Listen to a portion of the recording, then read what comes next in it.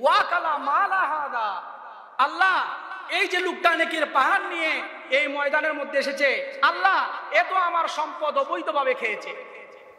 মানুষের সম্পদ মানুষ অবৈধভাবে খায় কিনা?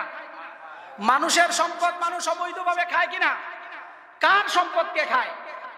দেখবেন সবল দুর্বলের সম্পদ খায়, জাল দলিল করে, জাল সাক্ষী বানায়, জাল নামদারির কাগজ তৈরি করে, জমি বিক্রি করে নাই, সে এমন ভাবে দলিল প্রস্তুত করেছে, মানুষকে ঘুষ দিয়ে সব কিছু রেডি করেছে যে বোঝা যায় দেখলে সে জায়গা কি করেছে, বিক্রি করেছে। মানুষের সম্পদ এভাবে হাতিয়ে নেয় কিনা? ভাই ভাইকে ঠকায়, ভাই ভাইকে ঠকায়, ভাই বোনকে ঠকায়। যারা একটু বুদ্ধিমান চতুর তারা কি করে? বুকা আত্মীয় স্বজনদেরকে ঠকায়, ঠকায় কিনা? এতিমকে ঠকায়, মিসকিনকে ঠকায়, ফকিরকে ঠকায়, ঠিক কিনা? এই পৃথিবীতে তারা কি করে? তারা অন্যায় ভাবে অন্য মানুষের সম্পদ কি করে? নষ্ট করে, অন্য মানুষের সম্পদ হাতিয়ে নেয়। তো দুনিয়াতে আপনি যে জায়গাগুলো হাতিয়ে নিয়েছেন, মনে করতেছেন না কিয়ামতের ময়দানে এগুলোর হিসাব আল্লাহর কাছে দিতে হবে না? মনে রাখেন, আল্লাহ রাসূল সাল্লাল্লাহু আলাইহি ওয়াসাল্লাম বলেন, ওয়াকালা মালা হাদা, মানুষ যখন নেকির পাহাড় নিয়ে কিয়ামতের ময়দানে উঠবে, হঠাৎ করে একজন মানুষ এসে অভিযোগ করবে, আল্লাহ সে দুনিয়াতে আমার সম্পদ অবৈধভাবে খেয়েছে। আল্লাহ রাব্বুল আলামিন তার কি করবেন? নেকি দিয়ে তাকে একটা বুঝ দিবেন। দেখা যাবে এক সময় দেখা যাবে বিভিন্ন অপরাধ আসার সাথে সাথে তার নেকিগুলো শেষ হতে থাকবে, এক সময় তার আর কোনো নেকি থাকবে না। আল্লাহ নবী বলেন, আরেকজন মানুষ এসে কি করবে? অভিযোগ করবে, ওয়া সাফাকা দামা হাদা, ওগো আল্লাহ সে আমার রক্ত ঝরিয়েছে দুনিয়াতে, হয়তো আমাকে হত্যা করেছে, আমাকে মারাত্মকভাবে আহত করেছে, আমাকে আঘাত করেছে। আল্লাহ রাব্বুল আলামিন বলবেন কিয়ামতের ময়দানে সে অভিযোগ করবে, আল্লাহ সে আমার রক্ত ঝরিয়েছে, সে আমাকে হত্যা করেছে, আমি এর বিচার চাই। এখন তো তার আর কোনো নেকি নাই। ওই যে পাহাড় পরিমাণ নেকি নিয়ে মানুষ যেই নেকি দেখে ঈর্ষা করতো, আমারও যদি এত নেকি হতো, এত নেকি নিয়ে আসার পরেও তার সব নেকি শেষ হয়ে যাবে। তখন তো তার নেকি নাই, কি দিয়ে আল্লাহ রাব্বুল আলামিন তাকে বুঝ দিবেন? তখন যেই ব্যক্তিকে দুনিয়াতে হত্যা করেছে ওই ব্যক্তির যে গুনাহ আছে, ওই গুনাহ আল্লাহ রাব্বুল আলামিন ওই ব্যক্তির উপরে চাপিয়ে দিবেন। তারপরে আরেকজন এসে বলবে, আল্লাহ ওয়া দারাবা হাদা, সে দুনিয়াতে আমাকে মারধর করেছে। কেউ এসে বলবে সে আমার সম্পদ চুরি করেছে, কেউ এসে বলবে সে আমার সম্পদ ডাকাতি করেছে, আমার সম্পদ ছিনতাই করেছে। বিভিন্ন জন দুনিয়াতে তার দ্বারা যেই ক্ষয়ক্ষতি হয়েছে, তার দ্বারা মানুষের যে কষ্ট হয়েছে, সব বিচার কিয়ামতের ময়দানে আল্লাহ রাব্বুল আলামিনের কাছে মানুষগুলো দিতে থাকবে। দিতে দিতে দিতে দিতে দেখা যাবে যেই ব্যক্তি নেকির পাহাড় নিয়ে কিয়ামতের ময়দানে উঠেছিল, তার নেকি তো নাই, বরং গুনাহ এর চেয়ে আরো বড় পাহাড়ে পরিণত হয়েছে। আল্লাহ রাব্বুল আলামিন তখন বলেন যে ওয়া তুরিহা আলাইহি সুম্মা তুরিহা ফিন্নার, আল্লাহ রাব্বুল আলামিন তাকে লাঞ্ছনার মাধ্যমে তাকে টেনে হিচড়ে জাহান্নামের মধ্যে নিক্ষেপ করবেন। বলেন না নাউযুবিল্লাহি মিন যালিক। সম্মানিত হাজিরিন, তাহলে আমরা কি পেলাম? আমরা পেয়েছি দুনিয়াতে যদি কোনো মানুষ অন্য কোনো মানুষের ক্ষতি করে, দুনিয়াতে যদি কোনো মানুষ অন্য মানুষের হক নষ্ট করে, দুনিয়াতে যদি কোনো মানুষ কোনো মানুষের উপরে অত্যাচার করে, তার বিরুদ্ধে মানে ষড়যন্ত্র করে, এই যে এখন মামলা বাণিজ্য চলতেছে, ঠিক কিনা? 2 লাখ টাকা, 5 লাখ টাকা, 10,000 টাকা, 20,000 টাকার কারণে অনেক নির্দোষ মানুষকেও জেলের মধ্যে ঢুকানো হচ্ছে, ঠিক কিনা? এখন মামলা বাণিজ্য হচ্ছে। তো মামলা বাণিজ্য যারা করছো, কিয়ামতের ময়দানে এর প্রত্যেকটা মামলা বাণিজ্যের হিসাব আল্লাহর কাছে দিতে হবে। মানুষের উচিত দুনিয়ার কারণে আখিরাতকে যেন কি না করে, বরবাদ না করে। আসসালামু আলাইকুম, আপনারা দেখছেন কাদরিয়া সুন্নি মিডিয়া ইউটিউব চ্যানেল। নতুন নতুন ইসলামিক ভিডিও পেতে আমাদের চ্যানেলটি সাবস্ক্রাইব করুন। সম্মানিত হাজিরিন, হাদিস এসেছে বিশ্ববিখ্যাত হাদিসের কিতাব মাজমাউজ জাওয়ায়েদ 10ম খণ্ডের 76 পৃষ্ঠা, হাদিস নাম্বার 16764। নবীজি সাল্লাল্লাহু আলাইহি ওয়াসাল্লাম ইরশাদ করেছেন, মা জালাসা কাউমুন ইয়াযকুরুনাল্লাহ, উচ্চ আওয়াজে বলেন সুবহানাল্লাহ। মা জালাসা কাউমুন ইয়াযকুরুনাল্লাহ ইল্লা নাদাহু মুনাদিম মিনাস সামাই কুমু মাগফুরাল লাকুম। উচ্চ আওয়াজে বলেন সুবহানাল্লাহ। যেখানে যেই জায়গার মধ্যে কওমের মানুষেরা একত্রিত হয়ে, এলাকার মানুষেরা একত্রিত হয়ে, মহল্লার মানুষেরা একত্রিত হয়ে যেই জায়গায় আল্লাহর জিকির করা হয়, আল্লাহ এবং তার রাসূলের আলোচনা করা হয়, মনোযোগের সাথে শোনা হয়, আসমান থেকে একজন ঘোষণাকারী ঘোষণা দেন যে তোমরা এবার উঠে যাও, আল্লাহ রাব্বুল আলামিন তোমাদের সবাইকে ক্ষমা করে দিয়েছেন। উচ্চ আওয়াজে বলেন সুবহানাল্লাহ। যেখানে আল্লাহর জিকিরের মজলিস সাজানো হয় এবং মানুষেরা আদবের সাথে, তাজিমের সাথে, মসজিদের আদব, মজলিসের আদব, কুরআন সুন্নাহ আলোচনা শোনার যে আদব, তা যদি বজায় রেখে কোনো মানুষ যদি একটা মজলিসের মধ্যে বসে, আল্লাহ রাব্বুল আলামিন তার জীবনের সমস্ত গুনাহ মাফ করে দিবেন। উচ্চ আওয়াজে বলেন না সুবহানাল্লাহ। আল্লাহর নবীর সহিহ হাদিসের মধ্যে এই কথা বর্ণিত হয়েছে। সম্মানিত হাজিরিন, এটা এমন একটা মজলিস, এটা একটা মিক্সড মজলিস। মানে এখানে আল্লাহর জিকির আছে না নাই? এখানে আল্লাহর জিকির হবে কি হবে না? নবীজির উপরে দুরূদ শরীফ পড়া হবে কি হবে না? এখানে কোরআন এবং সুন্নাহ থেকে বয়ান করা হবে কিনা? দুনিয়া এবং আখিরাতে আমরা ফায়দা লাভ করতে পারবো এরকম আলোচনা হচ্ছে কি হচ্ছে না? যেহেতু সামগ্রিক ভাবে এটা একটা উত্তম মজলিস, এই জন্যে এই মজলিসে আমরা যতক্ষণ পর্যন্ত বসবো সুরের দিকে লক্ষ্য করে নয়, আমরা কোরআন এবং সুন্নাহ থেকে কোন কথাগুলো বলছি এই কথাগুলো মনোযোগের সাথে আপনারা শুনবেন এবং আপনারা সহ আমরা সবাই যেন এটা বাস্তব জীবনে কি করতে পারি, আমলে পরিণত করতে পারি। আল্লাহ রাব্বুল আলামিন যেন আমাদের সকলকে তৌফিক দান করেন। ওমা তৌফিকি ইল্লা বিল্লাহ। আমরা সবাই বলি আমিন। সম্মানিত হাজিরিন, সম্মানিত হাজিরিন, আল্লাহ রাব্বুল আলামিন আমাদের উপরে যে দয়া এবং মায়া করেছেন তার কি কোনো সীমা পরিসীমা আছে? আল্লাহ রাব্বুল আলামিন আমাদের উপরে যে দয়া এবং মায়া করেছেন তার কোনো সীমা পরিসীমা নাই। সুবহানাল্লাহ। এর মধ্যে আল্লাহ রাব্বুল আলামিন যে সমস্ত নিয়ামত দ্বারা আমাদেরকে ধন্য করেছেন এর মধ্যে সর্বশ্রেষ্ঠ নিয়ামত হলো রাহমাতুল লিল আলামিন সাল্লাল্লাহু আলাইহি ওয়াসাল্লামকে আমাদের হেদায়েতের জন্য আমাদের নবী করে আল্লাহ এই পৃথিবীতে পাঠিয়েছেন। বলেন না সুবহানাল্লাহ। সুবহানাল্লাহ।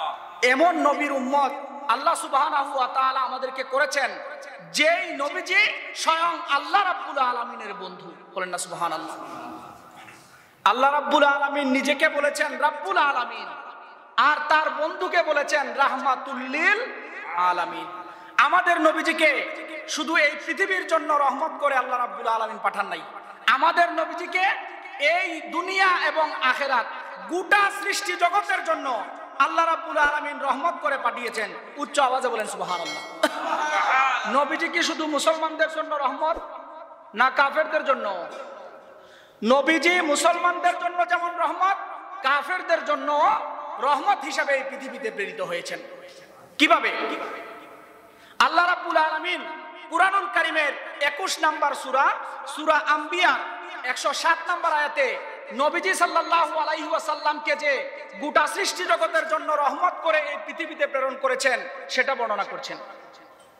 আল্লাহ রাব্বুল আলামিন বলেন ওয়ামা আরসালনাকা ইল্লা রাহমাতাল লিল আলামিন। ও আমার হাবিব, ও আমার বন্ধু, আপনাকে এই পৃথিবীতে গোটা সৃষ্টি জগতের জন্য রহমত করে আমি পাঠিয়েছি। উচ্চ আওয়াজে বলেন সুবহানাল্লাহ। এই আয়াতের তাফসীর করেছেন মুহাম্মদ ইবনে জারির আত-তাবারি রাহমাতুল্লাহি আলাইহি।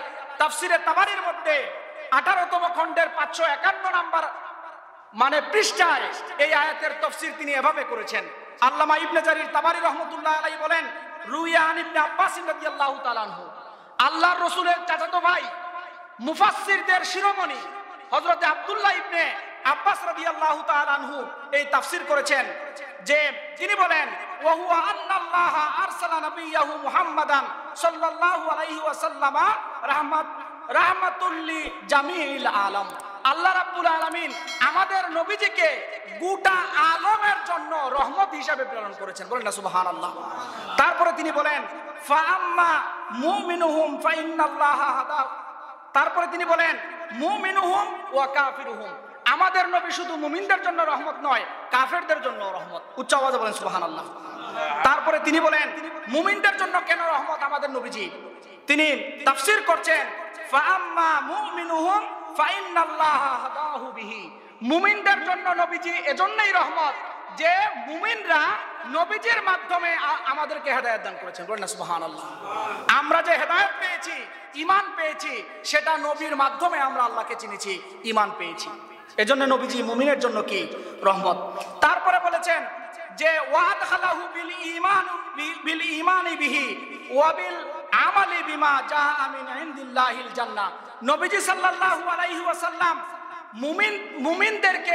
মুমিনদেরকে ঈমানের স্বাদ দিয়েছেন। নবীজি যেগুলো নিয়ে এসেছেন সেগুলোর আমলের মাধ্যমে মুমিনরা জান্নাত লাভ করবে। বলেন না সুবহানাল্লাহ। কাফেরদের জন্য কিভাবে রহমত, ওয়া আম্মা কাফিরুহুম ফাইন্নাহু দাফা বিহি আনহু আজিলাল বালাইল্লাযী কানা ইয়ানজিলু বিল উমামিল মুকদ্দামা দাবাতি রুসুলাহা ফি মিন ক্বাবলিহি। অর্থাৎ কাফেরদের জন্য নবীজি সাল্লাল্লাহু আলাইহি ওয়াসাল্লাম কেন রহমত, কাফেরদের জন্য নবীজি এজন্যই রহমত যে অন্যান্য নবীদের যুগে যখন মানুষ আল্লাহ রাব্বুল আলামিনকে ভুলে যেত, আল্লাহ রাব্বুল আলামিনের অবাধ্য হতো, আল্লাহ রাব্বুল আলামিনের সীমা লঙ্ঘন করত, সাথে সাথে আল্লাহ রাব্বুল আলামিন তাদেরকে আযাব দিয়ে ধ্বংস করে দিতেন। কিন্তু নবীজিকে গোটা সৃষ্টি জগতের জন্য রহমত করে আল্লাহ রাব্বুল আলামিন পাঠিয়ে দিয়ে কাফেরদের উপর এভাবে আহসান করেছেন, তারা আল্লাহর যতই অবাধ্য হোক না কেন আল্লাহ রাব্বুল আলামিন শুধু নবীজির কারণে তাদেরকে সাথে সাথে ধ্বংস করে দিচ্ছেন না। বলেন না সুবহানাল্লাহ। সুবহানাল্লাহ। তো এমন নবীকে পেয়ে আমরা খুশি না বেজার? খুশি। এমন নবীকে পেয়ে আমরা খুশি না বেজার? খুশি। খুশি। সম্মানিত হাজিরিন, নবীকে পেয়ে আমরা খুশি। আর নবীজি সাল্লাল্লাহু আলাইহি ওয়াসাল্লাম যা কিছু নিয়ে এসেছেন সেগুলো যদি আমরা আমাদের জীবনে প্রয়োগ করতে পারি তাহলে দুনিয়া এবং আখিরাত আমাদের সকলের জন্য উজালা হয়ে যাবে। উচ্চ আওয়াজে বলেন সুবহানাল্লাহ। সুবহানাল্লাহ। সুবহানাকা লা ইলমা লানা ইল্লা মা আল্লামতানা ইন্নাকা আনতাল আলিমুল হাকিম। আল্লাহুম্মা ইন্নী আসআলুকা ইলমান নাফিআন ওয়া রিজকান তাইয়িবান ওয়া আমালান মুতাকাব্বালা। সম্মানিত হাজিরিন, আমার বিষয় হলো বান্দার হক। আজকে আমার আলোচনার বিষয় হচ্ছে বান্দার হক। বান্দা কারা? আল্লাহ রাব্বুল আলামিন ছাড়া এই পৃথিবীতে যত মানুষ আছে সবাই কি আল্লাহর বান্দা, ঠিক কিনা?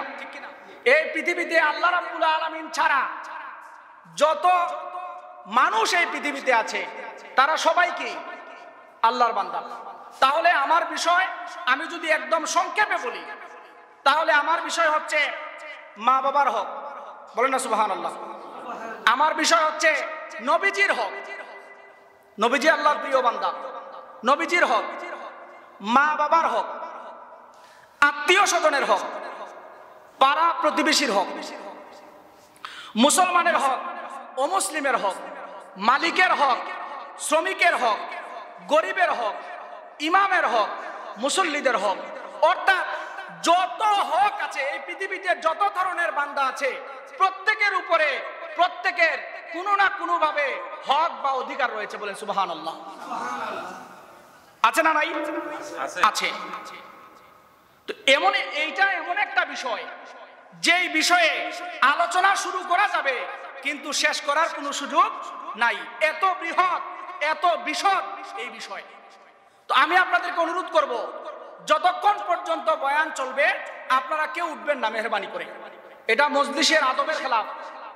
আপনারা মেহেরবানি করে আপনারা মনোযোগের সাথে বসবেন, মনোযোগের সাথে শুনবেন এবং তা আমল করার জন্য চেষ্টা করবেন।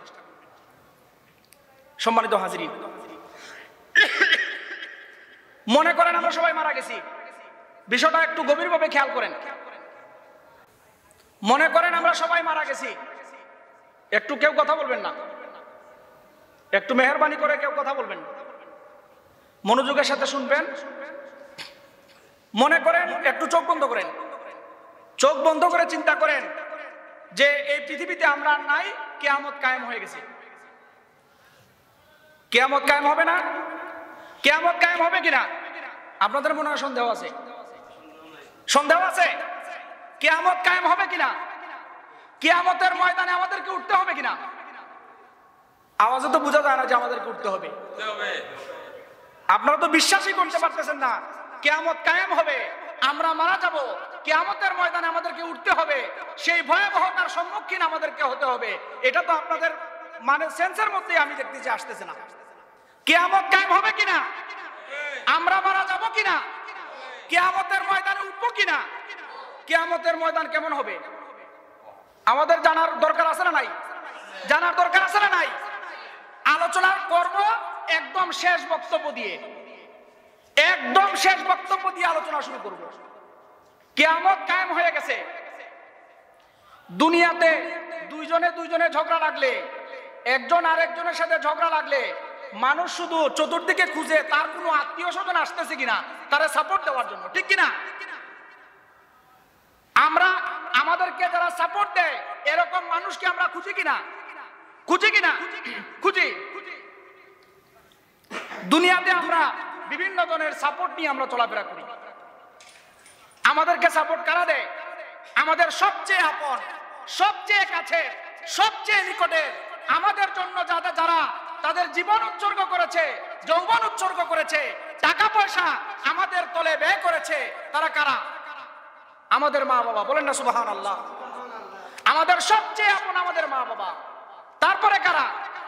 আমাদের সন্তান সন্ততি। এখন আমাদের শরীরে শক্তি আছে, এখন আমাদের শরীরে তাকত আছে, এখন যা ইচ্ছা আমরা তা করতে পারি। কিন্তু এই হালে কি দিন যাবে? আপনার বয়স 70 হবে না, 80 হবে না, 90 হবে না, তখন আপনাকে কে সাপোর্ট দিবে? কে আপনাকে প্রতিপালন করবে? কে আপনাকে ভাত খাওয়াবে? আপনার ছেলে মেয়েরা।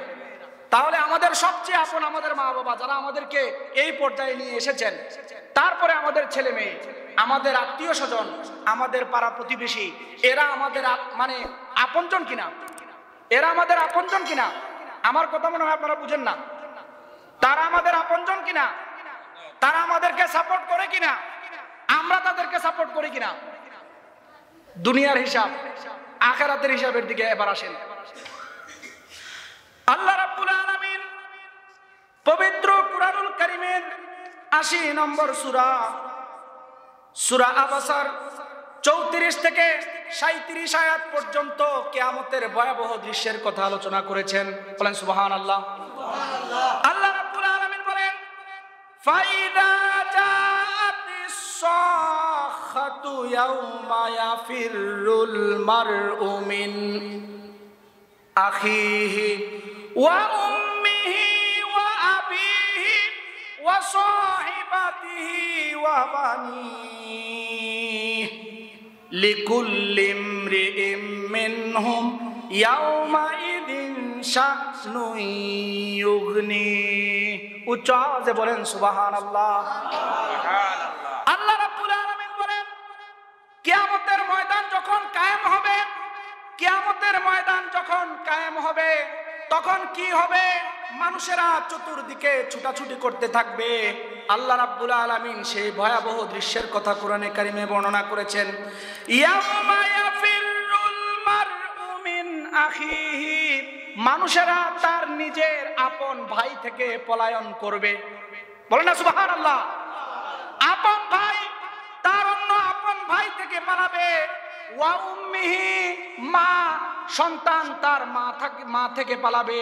ওয়া আবিহি, সন্তান তার বাবা থেকে পালাবে। ওয়া সাহিবাতিহি, যার সাথে সারাটা জীবন দুনিয়াতে কাটিয়েছে, প্রিয়তম স্ত্রী, যার সাথে গোটা জীবন একজন মানুষ অতিবাহিত করেছে, একই খাটে থেকেছে, সারা জীবন সংসার করেছে। রুজে মাহশরের ভয়াবহ মুহূর্তে তখন স্বামী স্ত্রী থেকে পালাবে, স্ত্রী স্বামী থেকে পালাবে। ও বানিহি, সন্তান সন্ততি মা বাবা থেকে, মা বাবা সন্তান সন্ততি থেকে পালাতে থাকবে। বলেন না সুবহানাল্লাহ। কিয়ামতের ভয়াবহ ময়দানে সন্তান মা বাবা থেকে পালাবে, মা বাবা সন্তান থেকে পালাবে, ভাই বোন থেকে পালাবে, বোন ভাই থেকে পালাবে, স্ত্রী স্বামী থেকে পালাবে, স্বামী স্ত্রী থেকে পালাবে। আল্লাহ রাব্বুল আলামিন কিয়ামতের এই ভয়াবহ এই অবস্থা বর্ণনা করার পরে বলেন, লিকুল্লি ইমরিইম মিনহুম ইয়াউমাইযিন শানুন ইউগনি। মানুষ নিজেকে নিয়ে এত বেশি মশগুল থাকবে, নিজেকে নিয়ে এত বেশি ব্যস্ত থাকবে, ইয়া নাফসি ইয়া নাফসি এমন ভাবে করতে থাকবে, অন্যদিকে যে একটু তাকাবে সেই ফুরসতটুকু কিয়ামতের মাঠে পাবে না। উচ্চ আওয়াজে বলেন সুবহানাল্লাহ। কিয়ামতের ময়দান এটা খুবই ভয়াবহ ময়দান। সেই কিয়ামতের ময়দানে আল্লাহ সুবহানাহু ওয়া তাআলার সামনে আমাদেরকে দাঁড়াতে হবে। এই চিন্তা কি কখনো আপনি আমি করেছি? কথা বলেন না কেন? করেছে কিনা?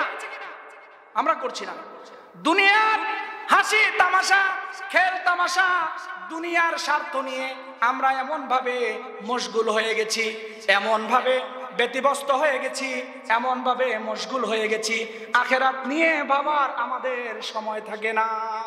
ঠিক কিনা? কিয়ামতের ময়দানে মানুষ কিভাবে উঠবে জানেন? শরীরে কাপড় থাকবে না, পায়ের নিচে জুতা থাকবে না, শরীরে কাপড় থাকবে না। হাদিস এসেছে মুসলিম শরীফের 6934 নম্বর হাদিস, আন আয়েশা রাদিয়াল্লাহু তাআলা আনহা قالت সামি'তু রাসূলুল্লাহি সাল্লাল্লাহু আলাইহি ওয়াসাল্লাম, আল্লাহর রাসূলের প্রিয়তম স্ত্রী মা আয়েশা সিদ্দিকা রাদিয়াল্লাহু তাআলা আনহা এই হাদিস বর্ণনা করেছেন। তিনি নবীজি থেকে এই হাদিস শুনেছেন, ইয়াহশুরুন নাসু ইয়াউমাল কিয়ামাতি হুফাতান উরাতান গুরলান। উচ্চ আওয়াজে বলেন সুবহানাল্লাহ। কিয়ামতের ময়দানে মানুষ যখন উঠবে তখন তার পায়ের মধ্যে জুতা থাকবে না, পরনের মধ্যে কোনো পোশাক থাকবে না, খতনাবিহীন অবস্থায়, ন্যাংটা অবস্থায় এবং পা জুতাবিহীন পা অবস্থায় কিয়ামতের ময়দানে মানুষ উত্থিত হবে। দুনিয়াতে যত মানুষ আছে সবাই এই অবস্থায় উঠবে। বলেন না সুবহানাল্লাহ। মা আয়েশা সিদ্দিকা প্রশ্ন করলেন, কুলতু ইয়া রাসূলুল্লাহ আন-নিসাউ ওয়ার রিজালু জামিআন ইয়ানজুরু বাদুহুম ইলা বাদিন। ইয়া রাসূলুল্লাহ, ইয়া হাবিবাল্লাহ, কিয়ামতের ময়দানে নারী পুরুষরা কি একই অবস্থায় উত্থিত হবে? যদি নারীরা উলঙ্গ হয়, পুরুষরা উলঙ্গ হয়, তাহলে তো একজন আরেকজনের দিকে তাকাতে থাকবে। ঠিক কিনা? দুনিয়াতে আমরা যখন একটা মেয়ে হেঁটে যায়, মহিলারা যখন একটা পুরুষ হেঁটে যায়, সুন্দর হলে তো কথাই নাই, আমরা তাকাই কিনা? আমরা তাকাই কিনা? যদিও তাকানো ঠিক নয়, আমরা তাকাই কিনা? তাকাই। মা আয়েশা সিদ্দিকা বলেন, ইয়া রাসূলুল্লাহ, এত বড় লজ্জার কথা, এত বড় শরমের কথা, কিয়ামতের ময়দানে সব মানুষ কাপড়বিহীন অবস্থায় পুরুষের দিকে আর পুরুষরা নারীদের দিকে তাকাবে না? উচ্চ আওয়াজে বলেন না সুবহানাল্লাহ। আল্লাহ নবী বলেন, ইয়া আয়েশাতু আল আমরু আশাদ্দু মিন আইয়ানজুরা বাদুহুম ইলা বাদ। মানুষ এমন কঠিন অবস্থায় থাকবে, মানুষ নিজেকে নিয়ে এত বেশি মশগুল, এত বেশি পেরেশান থাকবে, অন্যের দিকে যে তাকাবে সেই সময়টা তার হবে না। উচ্চ আওয়াজে বলেন সুবহানাল্লাহ। ইমাম মুসলিম হাদিস বর্ণনা করেছেন, মুসলিম শরীফের হাদিস এটি। তাহলে কি অবস্থা? কিয়ামতের ময়দানে আপনার আমার পায়ে জুতা থাকবে না, শরীরে কোনো কাপড় থাকবে না, খতনাবিহীন অবস্থায় আমরা কিয়ামতের ময়দানে উঠব। কিন্তু একজন যে আরেকজনের দিকে তাকিয়ে মজা লুটবে, সেই সময় সেই ফুরসত কোনো মানুষ পাবে না। সবাই ইয়া নাফসি ইয়া নাফসি ইয়া নাফসি, নিজেকে নিয়ে সবাই মহাব্যস্ত থাকবে। এখন সেই কঠিন মুহূর্তে কোন জিনিস আপনার কাজে লাগবে? সেই মুহূর্তে আমরা দুনিয়াতে যত মানুষ আছি, বিপদের সময় যদি কেউ আমাদের পিছনে এসে দাঁড়ায়, ওই সময়ে আমাদের জান বাঁচে না? বাঁচে না? আপনি বিপদে পড়ে গেছেন, কোনো ভাই এসে আপনার হাত ধরলো, আপনার বাবা এসে আপনার হাত ধরলো, আপনার একজন প্রতিবেশী, একজন আত্মীয় এসে আপনার হাত ধরলো, আপনি জানে পানি পেলেন। ঠিক কিনা? তো কিয়ামতের ময়দানে যেই দিন মানুষ ন্যাংটা হয়ে উঠবে, যেই দিন মানুষের পরনে কোনো কাপড় থাকবে না, খতনাবিহীন অবস্থায় থাকবে, পায়ের মধ্যে জুতা থাকবে না, সেই কঠিন মুহূর্তে কোন জিনিস আমাদের কাজে আসবে, সেই জিনিসগুলো দুনিয়াতে আমরা কিভাবে অর্জন করব, সেটা আমাদের দুনিয়াতে জানার দরকার আছে না নাই? আমল করার দরকার আছে না নাই? বেশিরভাগেরই মনে হয় দরকার নাই। আছে। আওয়াজ করেন না কেন? উচ্চ আওয়াজে বলেন আছে না নাই? সম্মানিত হাজিরিন, আল্লাহ রাব্বুল আলামিন কুরআনুল কারীমের 26 41 নম্বর সূরা সূরা শুআরার 88 এবং 89 নম্বর আয়াতে আরো স্পষ্ট করেছেন, ইয়াউমা লা ইয়ানফাউ মালুন ওয়ালা বানুন ইল্লা মান আতাল্লাহা বিকলবিন সালিম। কিয়ামতের ময়দানে মানুষের ধন সম্পদ, কিয়ামতের ময়দানে মানুষের সন্তান সন্ততি কোনো উপকারে আসবে না। কিন্তু দুনিয়াতে যদি কেউ কলবে সালিম ধারণ করে, দুনিয়া থেকে যদি কোনো মানুষ বিদায় নেয়, তাহলে দুনিয়ার তার যে সমস্ত নেক আমলগুলো আছে, পরিশুদ্ধ অন্তর দুনিয়াতে যেটা ছিল, সেটা কিয়ামতের ময়দানে তার সাহারা হিসাবে কাজ করবে। বলেন না সুবহানাল্লাহ। দুনিয়াতে এমন মানুষ যাদের অন্তরে কোনো হিংসা নাই, যাদের অন্তরে কোনো হিংসা নাই, যাদের অন্তরে কোনো বিদ্বেষ নাই, যাদের অন্তরে কোনো ঘৃণা নাই, যাদের অন্তরে অন্য মানুষের ক্ষতি করার কোনো চিন্তা নাই, যাদের অন্তর নির্মল, যাদের অন্তর বিশুদ্ধ, কোনো খারাপ জিনিস যার অন্তরে নাই, মানুষের ক্ষতি করার চিন্তা যে অন্তরের মধ্যে থাকবে না, ওই ব্যক্তি কিয়ামতের ময়দানে কলবে সালিম বিশুদ্ধ অন্তর নিয়ে কিয়ামতের ময়দানে উঠবে এবং আল্লাহ রাব্বুল আলামিনের বিশেষ নিরাপত্তা হেফাজতে সে থাকবে। উচ্চ আওয়াজে বলেন সুবহানাল্লাহ। সেই জিনিসগুলো আমাদের জানার দরকার আছে না নাই? দরকার আছে না নাই? সম্মানিত হাজরিন, এই বিষয়গুলো আমাদেরকে মনোযোগের সাথে শুনতে হবে এবং এগুলো আমাদের হৃদয়ে ধারণ করতে হবে দুনিয়া এবং আখিরাতে সফলতা অর্জন করার জন্য। সম্মানিত হাজরিন, কিয়ামতের অবস্থা খুবই ভয়াবহ হবে।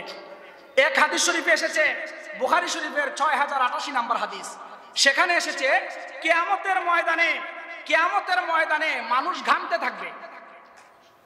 দেখবেন যত শীতই হোক, মানুষ যখন টেনশনে থাকে, যত শীতই থাকুক, যত এসির তলেই সে থাকুক না কেন, সে কিন্তু এসির তলেও ঘামতে থাকে, ঠিক কিনা? বিপদের সময় মানুষের অন্তর কাঁপতে থাকে, শরীর ঘামতে থাকে। বুখারী শরীফের হাদিসে এসেছে কিয়ামতের দিন মানুষের প্রচন্ড ঘাম হবে, চিন্তায়, দুশ্চিন্তায় মানুষের প্রচন্ড ঘাম হবে।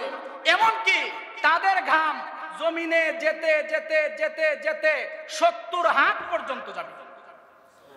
যখন বৃষ্টি হয়, জমিনে বৃষ্টি হয় কিনা, যখন বেশি বৃষ্টি হয় তখন কি জমিনের উপরিভাগ ভিজে না নিচেও পানি যায়? জমিনের নিচে পানি যায় কিনা? এই যে লাখ লাখ লিটার বৃষ্টি হয়েছে, কিন্তু কিছুক্ষণ পরে দেখা যাচ্ছে জমিনের উপরে কোনো পানি নাই, সেই পানিগুলো যাচ্ছে কোথায়? জমিনের নিচে। আল্লাহ রাব্বুল আলামিনের হাবিব বলেন, কিয়ামতের ময়দানে মানুষ ঘামতে থাকবে, এমন ঘাম 70 হাত পর্যন্ত নিচে তার ঘাম যাবে। উচ্চ আওয়াজে বলেন না সুবহানাল্লাহ। আর উপরের দিকে তাদের আমল অনুযায়ী কারো গুড়ালি পর্যন্ত ঘাম থাকবে, কারো হাঁটু পর্যন্ত ঘাম থাকবে, কারো কোমর পর্যন্ত ঘাম থাকবে, কারো বুক পর্যন্ত, কারো মুখ পর্যন্ত, কারো কান পর্যন্ত কিয়ামতের ময়দানে ঘর্মাক্ত অবস্থা থাকবে। সাগরে যেভাবে মানুষ পড়লে হাবুডুবু খেতে থাকে, মানুষ তার অর্জিত বদ আমলের কারণে কিয়ামতের ময়দানের এই মহাসমুদ্রে তারাও নিজের গুনাহের কারণে সমুদ্রের মধ্যে হাবুডুবু খেতে থাকবে। বলেন না নাউযুবিল্লাহি মিন যালিক। সম্মানিত হাজরিন, সেই কঠিন মুহূর্তে আমরা যদি হঠাৎ করে এমন কোনো সহায়তা পাই, এমন কোনো আল্লাহর দয়া পাই, আল্লাহর বিশেষ কোনো নিয়ামত আমরা পাই, যেটা আমাকে এই ভয়ঙ্কর অবস্থা থেকে পরিত্রাণ দিবে, মুক্তি দিবে, সেটা আমরা পেলে খুশি হব কি হব না? খুশি হব কি হব না? সম্মানিত হাজরিন, মানুষের হক এটা খুবই ভয়ঙ্কর এবং গুরুত্বপূর্ণ একটা হক। আমরা মনোযোগের সাথে আলোচনা শুনতেছি তো ইনশাআল্লাহ। আমরা কোথায় আছি? আলোচনার একদম শেষে। আমাদের শুরু হয়েছে আলোচনা একদম শেষ থেকে। মনে করেন, আপনি চিন্তা করেন, চোখ বন্ধ করে আপনি মারা গেলেন, কিয়ামতের ময়দানে উঠলেন। হাদিস শরীফের মধ্যে এসেছে, আন আবি হুরায়রা রাদিয়াল্লাহু তাআলা আনহু আন্না রাসূলুল্লাহি সাল্লাল্লাহু আলাইহি ওয়াসাল্লাম আতাদরুনা মাল মুফলিস। আল্লাহর নবী সাল্লাল্লাহু আলাইহি ওয়াসাল্লাম একদিন সাহাবায়ে কেরামদেরকে তিনি জিজ্ঞাসা করলেন, ও আমার সাহাবীরা, ও আমার প্রিয় ভাজনেরা, আমার প্রিয় সঙ্গী সাথীরা, তোমাদেরকে একটা প্রশ্ন করতে চাই, সেই প্রশ্নের জবাব আমি তোমাদের কাছ থেকে চাই। সাহাবায়ে কেরাম বললেন, ইয়া রাসূলুল্লাহ, ইয়া হাবিবাল্লাহ, জি আপনার মেহেরবানি, আপনি আমাদেরকে প্রশ্ন করুন। আল্লাহর নবী বললেন, মাল মুসলিম মুফলিস আতাদরুন আমাল মুফলিস, অর্থাৎ তোমরা কি জানো নিঃস্বকে, তোমরা কি জানো অসহায়কে? নবীজি প্রশ্নটা করেছেন, খেয়াল করেন, নিঃস্বকে, সবচেয়ে গরিবকে, সবচেয়ে অসহায়কে? এই প্রশ্নের জবাব আমাকে দাও। প্রশ্ন করলেন কে? রাহমাতুল্লিল আলামিন, তার প্রিয় সাহাবী। সাহাবায়ে কেরাম জবাব দিলেন, ক্বালু আল মুফলিসু ফিনা মাল্লা দিরহাম লাহু ওয়ালা মাতা। সাহাবায়ে কেরাম জবাব দিলেন, ইয়া রাসূলুল্লাহ, নিঃস্ব অসহায় একদম গরিব বলতে আমরা ওই ব্যক্তিকে বুঝি যার কোনো দেরহাম নাই, যার কোনো জীবন উপকরণ নাই, যার কোনো আসবাবপত্র নাই, মানে যার কাছে কোনো টাকা পয়সা নাই এবং জীবন উপকরণ যেগুলো আছে, যেমন মনে করেন বড় বাড়ি, বাড়ি নাই, ঘর নাই, দামি খাট নাই, বাড়িতে এসি নাই, অর্থাৎ যার ধন সম্পদ নাই এবং মূল্যবান জীবন উপকরণ এই পৃথিবীতে নাই, যে একবার খেলে আরেকবার কোথা থেকে খাবে এই চিন্তা মানে তার মাথার মধ্যে আছে, একবার খেলে পরের রিজিকটা তার কোন দিন তার পেটের মধ্যে পড়বে এই ধরনের মানে কোনো ঠিক ঠিকানা নাই, এই সমস্ত মানুষরাই তো সবচেয়ে নিঃস্ব, সবচেয়ে অসহায়। সাহাবায়ে কেরাম দুনিয়ার ব্যাপারে কি করলেন? জবাব দিলেন। এখন আপনাদের মনে কি এই ইচ্ছা জাগতেছে যে নবীজি এর রিপ্লাই কি দিয়েছেন? আপনারা জানতে চান তো ইনশাআল্লাহ? নবীজি কাকে নিঃস্ব বলেছেন? আসল নিঃস্বকে, আসল মিসকিনকে, আসল ফকিরকে, এটা আমাদের জানার প্রয়োজন আছে কিনা? আল্লাহর নবী বলেন, ইন্নাল মুফলিসা মিন উম্মতি, আমার উম্মতের মধ্যে সবচেয়ে অসহায়, আমার উম্মতের মধ্যে সবচেয়ে নিঃস্ব, আমার উম্মতের মধ্যে সবচেয়ে গরিব ওই ব্যক্তি হবে ইয়াতি ইয়াউমাল কিয়ামাতি বিসলাতিন ওয়া সিয়ামিন ওয়া যাকাতিন ওয়া সাদাকাতিন। আল্লাহর নবী বলেন, আমার উম্মতের মধ্যে সবচেয়ে নিঃস্ব অসহায় ওই ব্যক্তি হবে যে কিয়ামতের ময়দানে নামাজের সওয়াব নিয়ে উপস্থিত হবে, রোজার সওয়াব নিয়ে উপস্থিত হবে, যাকাতের সওয়াব নিয়ে উপস্থিত হবে, সদকার সওয়াব নিয়ে উপস্থিত হবে, অর্থাৎ দুনিয়ার সমস্ত নেক আমল নিয়ে কিয়ামতের ময়দানে উপস্থিত হবে।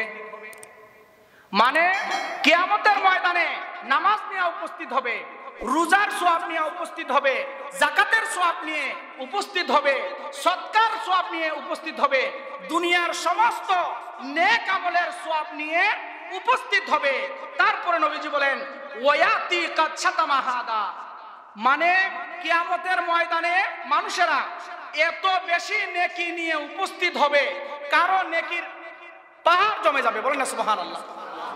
কোন মানুষ কিয়ামতের ময়দানে উঠবে আর তার এত বেশি নেকি হবে, পাহাড়, বড় বড় পাহাড় দেখলে আমরা যে একটা বিশালতা অনুভব করি, মানুষ মনে করবে আহা, এই লোকটা কত উত্তম, এই লোকটা কত নেককার, এত সব নেকি নিয়ে কিয়ামতের ময়দানে উঠেছে, মানুষ তাকে হিংসা করবে, ঈর্ষা করবে। আল্লাহ, এত নেকি নিয়ে তোমার এই বান্দা কিয়ামতের ময়দানে হাজির হয়েছে, আমারও যদি এত নেকি নিয়ে আমিও যদি এই কিয়ামতের ময়দানে হাজির হতে পারতাম। এখন আপনাদের কি মনে এই প্রশ্ন জাগে না, এত নেকি নিয়ে কিয়ামতের ময়দানে হাজির হবে, অথচ নবীজি তাকে নিঃস্ব বলেছেন? কেন বলেছেন নবীজি? সে যখন এত নেকি নিয়ে কিয়ামতের ময়দানে হাজির হবে, তার নেকির পাহাড় হবে, মানুষ এটা নিয়ে আলোচনা করতে থাকবে, এত নেকি নিয়ে আল্লাহর এই বান্দা দুনিয়াতে মানে আখিরাতের ময়দানে এসেছে। তার নেকিগুলো কি কি? নামাজ। তার নেকিগুলো কি কি?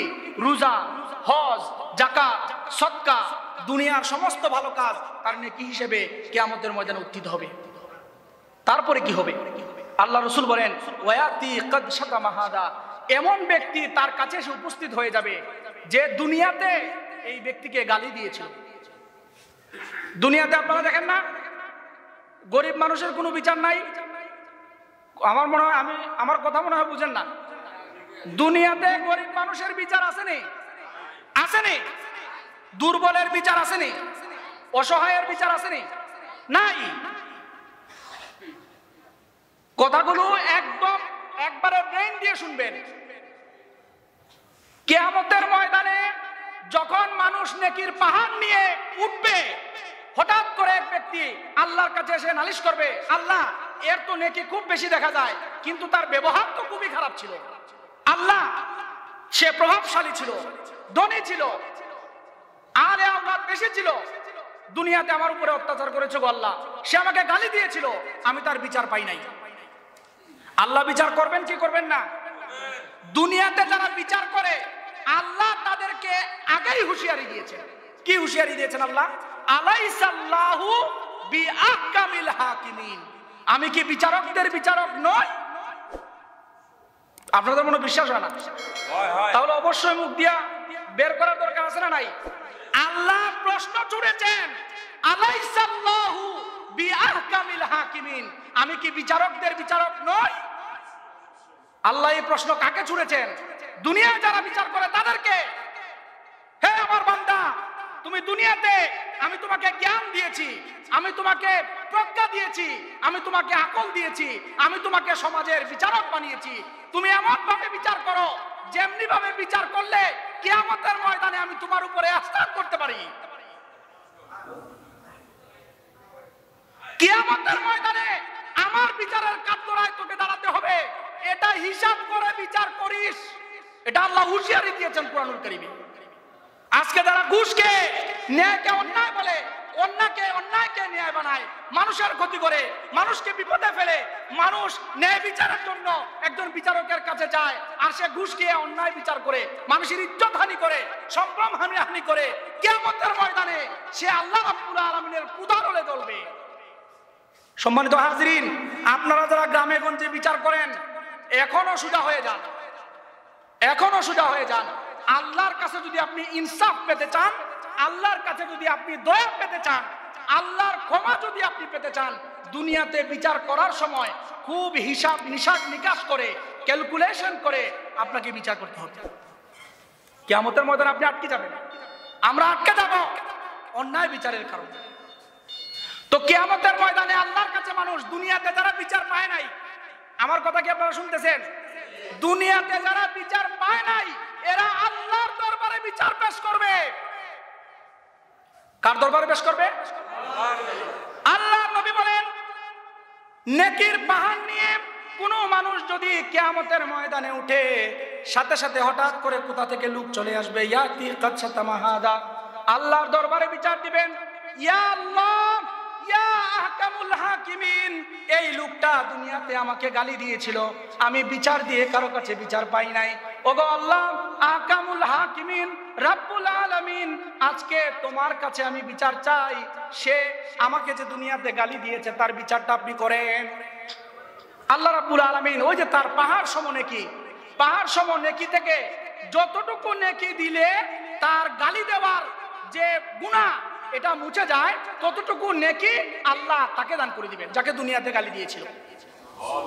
এটা বান্দার হক কিনা? হক কিনা?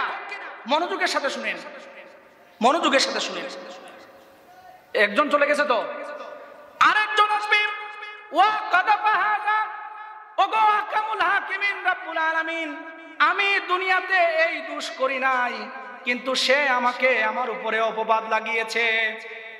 আল্লাহ, আমি দুনিয়াতে মিথ্যা কথা বলি নাই গো আল্লাহ, কিন্তু এই লোকটা তার প্রভাব খাটিয়ে, তার প্রতিপত্তি খাটিয়ে, তার শক্তি খাটিয়ে, ক্ষমতা খাটিয়ে সে আমাকে কি করেছে? অপবাদ দিয়েছে। আল্লাহ, এমন গুনার জন্য আমি দুনিয়াতে লাঞ্ছিত হয়েছি, বেইজ্জত হয়েছি, যে গুনাহটা আল্লাহ আমি করিই নাই। বলেন না সুবহানাল্লাহ। আল্লাহ রাব্বুল আলামিন কে বলবেন, ওগো আল্লাহ রাব্বুল আলামিন, এই লোকটা আমাকে জিনার অপবাদ দিয়েছে, এই লোকটা আমাকে চুরির অপবাদ দিয়েছে, এই লোকটা আমাকে এমন কোন জিনিসের ব্যাপারে অভিযুক্ত করেছে, অপবাদ দিয়েছে, যে গুনাহটা আমি করি নাই। আল্লাহ, আল্লাহ দুনিয়ার ময়দানে তার প্রভাবের কারণে, তার প্রতিপত্তির কারণে, তার ক্ষমতার কারণে আমি কোন ন্যায় বিচার পাই নাই। আজকে আপনার কাছে ন্যায় বিচারের জন্য প্রত্যাশী হয়েছি। বলেন না সুবহানাল্লাহ। আল্লাহ রাব্বুল আলামিন কি করবেন? ওই যে তার নেকির পাহাড় কমতেছে, আল্লাহ রাব্বুল আলামিন তার নেকি থেকে যতটুকু নেকি দিয়ে দিলে এই গুনাহ মিটে যায়, ততটুকু নেকি আল্লাহ রাব্বুল আলামিন তাকে দিয়ে দিবেন। তারপরে আল্লাহ রাসূল বলেন, আরেকজন চলে আসবে কোথা থেকে? ওয়া কালা মালা হাদা, আল্লাহ এই যে লোকটা নেকির পাহাড় নিয়ে এই ময়দানের মধ্যে এসেছে, আল্লাহ এ তো আমার সম্পদ অবৈধভাবে খেয়েছে, মানুষের সম্পদ মানুষ অবৈধভাবে খায় কিনা? মানুষের সম্পদ মানুষ অবৈধভাবে খায় কিনা? কার সম্পদ কে খায়? দেখবেন সবল দুর্বলের সম্পদ খায়, জাল দলিল করে, জাল সাক্ষী বানায়, জাল নামদারির কাগজ তৈরি করে, জমি বিক্রি করে নাই, সে এমন ভাবে দলিল প্রস্তুত করেছে, মানুষকে ঘুষ দিয়ে সব কিছু রেডি করেছে যে বোঝা যায় দেখলে সে জায়গা কি করেছে, বিক্রি করেছে। মানুষের সম্পদ এভাবে হাতিয়ে নেয় কিনা? ভাই ভাইকে ঠকায়, ভাই ভাইকে ঠকায়, ভাই বোনকে ঠকায়। যারা একটু বুদ্ধিমান চতুর তারা কি করে? বুকা আত্মীয় স্বজনদেরকে ঠকায়, ঠকায় কিনা? এতিমকে ঠকায়, মিসকিনকে ঠকায়, ফকিরকে ঠকায়, ঠিক কিনা? এই পৃথিবীতে তারা কি করে? তারা অন্যায় ভাবে অন্য মানুষের সম্পদ কি করে? নষ্ট করে, অন্য মানুষের সম্পদ হাতিয়ে নেয়। তো দুনিয়াতে আপনি যে জায়গাগুলো হাতিয়ে নিয়েছেন, মনে করতেছেন না কিয়ামতের ময়দানে এগুলোর হিসাব আল্লাহর কাছে দিতে হবে না? মনে রাখেন, আল্লাহ রাসূল সাল্লাল্লাহু আলাইহি ওয়াসাল্লাম বলেন, ওয়াকালা মালা হাদা, মানুষ যখন নেকির পাহাড় নিয়ে কিয়ামতের ময়দানে উঠবে, হঠাৎ করে একজন মানুষ এসে অভিযোগ করবে, আল্লাহ সে দুনিয়াতে আমার সম্পদ অবৈধভাবে খেয়েছে। আল্লাহ রাব্বুল আলামিন তার কি করবেন? নেকি দিয়ে তাকে একটা বুঝ দিবেন। দেখা যাবে এক সময় দেখা যাবে বিভিন্ন অপরাধ আসার সাথে সাথে তার নেকিগুলো শেষ হতে থাকবে, এক সময় তার আর কোনো নেকি থাকবে না। আল্লাহ নবী বলেন, আরেকজন মানুষ এসে কি করবে?